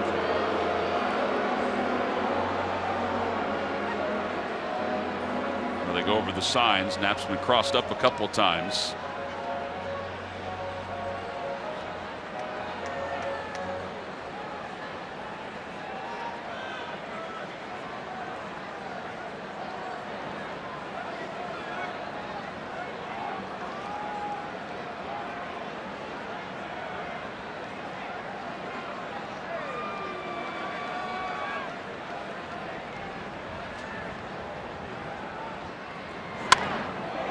Field line foul.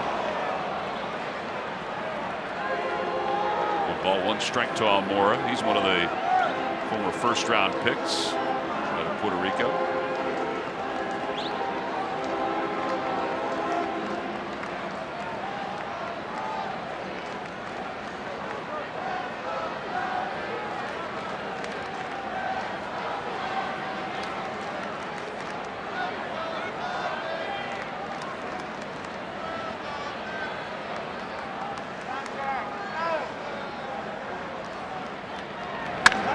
Second base. Cesar is up with it, bobbles for a moment, and recovers in time. And that finishes the bottom of the 8th inning. So last chance for the Phillies after Benoit is able to get through the 8th onto the 9th inning. See if the Phils have a comeback in them.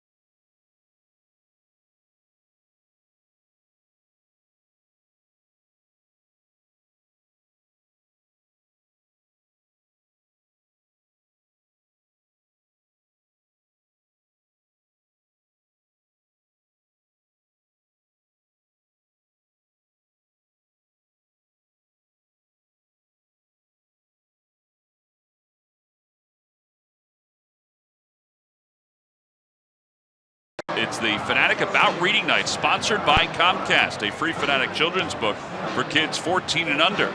Go to Phillies.com to purchase your tickets today. There's a copy of the book, the front cover, best rain delay ever. Fanatic fans are everywhere. As we go to the top of the 9th inning, Wade Davis warming up out on the mound. Davis, the closer for the Cubs, acquired from the Kansas City Royals for Jorge Soler during this past offseason. Soler is on the DL with an oblique injury. And Davis 6 for 6 in save opportunities. Just the 4 hits in 11 1/3 innings. The mid-90s fastball, good cutter, big curveball. Andres Blanco will pinch hit.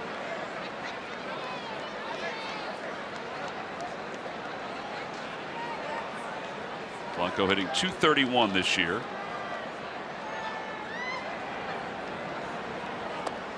And the first pitch in there at 90 miles an hour, 0-1.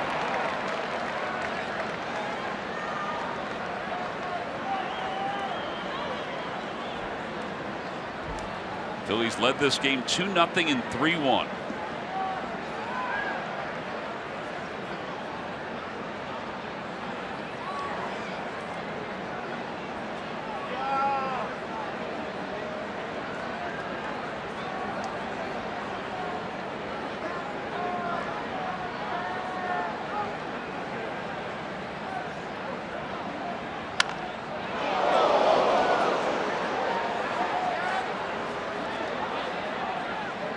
Two.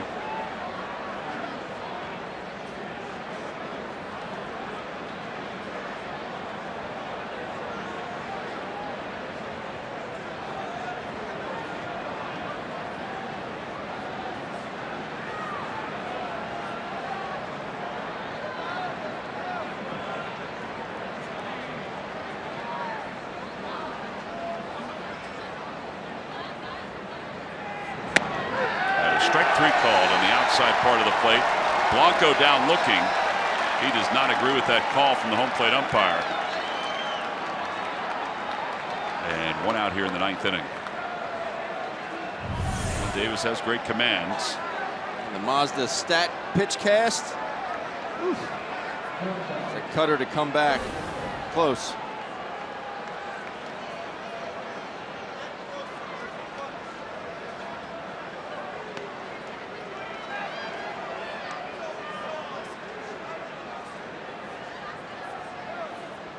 Now Freddie Galvis, and Galvis takes a pitch low.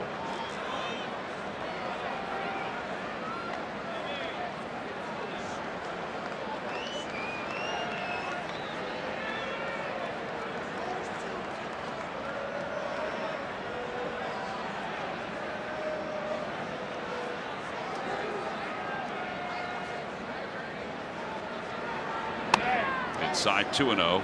Wade Davis did not start pitching until his junior year of high school, and within 2 years was drafted by the Tampa Bay Rays. He was supposed to go to the University of Florida, but signed with the Rays for $500,000. 2-1. Gotta be a pretty good athlete if you just all of a sudden pick up pitching and you get drafted 2 years later.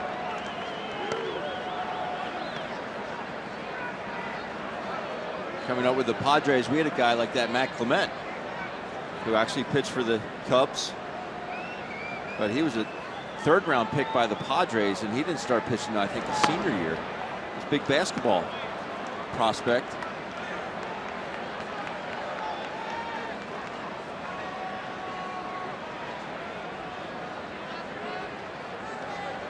Now 31 years old, Wade Davis.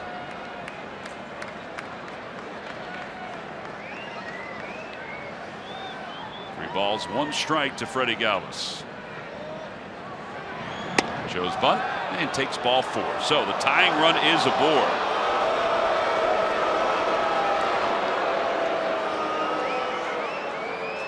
Well, our W.B. Mason delivery of the game is how the Cubs took the lead in the 6th inning. Wilson Contreras off the bench. Slider down and in off Joely Rodriguez. That's how the Cubs went up 4-3 at the time. and on to add another run, but that is your W.B. Mason delivery of the game. Well, let's hope we have another W.B. Mason delivery of the game here with Andrew Knapp coming up.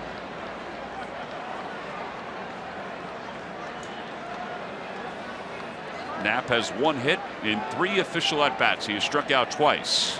And he takes in the dirt. Contreras cannot keep it in front of him, and Galvis hustles up to second base. The tying run is now in scoring position for the Phils on the wild pitch. See, I put that on Contreras. He's not in a good position to block. When you go down to block, you have to have both knees go down to the dirt at the same time. He's not in a good position. That's not going to do. That's not going to block, I don't know, 80% of the pitches. It's not. I put that on him. That's lazy. Yeah, because if he kept it around the plate, there's no way Galvis would have taken a chance to go to second. So the outfielder's deep. A base hit should score Freddie. 1 ball, no strikes to Knapp. And Knapp hits it in the air to center field. Now Morris says he has it, and does. 2 outs, and it's left to Tommy Joseph.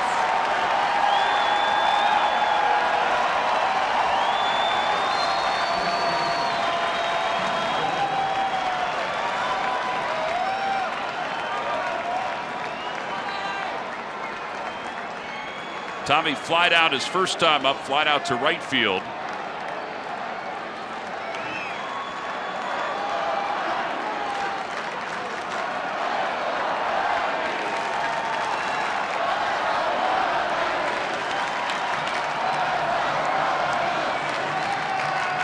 Galvis walked, went to second on a wild pitch. And Tommy fouls the first pitch back. Phillies have not won a game when trailing after 8 innings this year.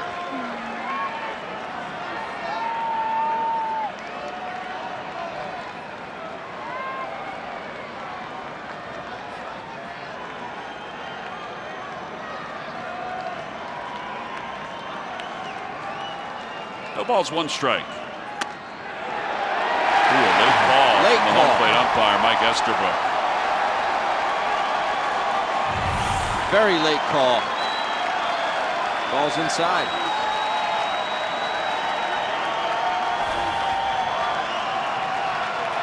And now the 0-2 coming. Phillies down to their final out here in the 9th inning.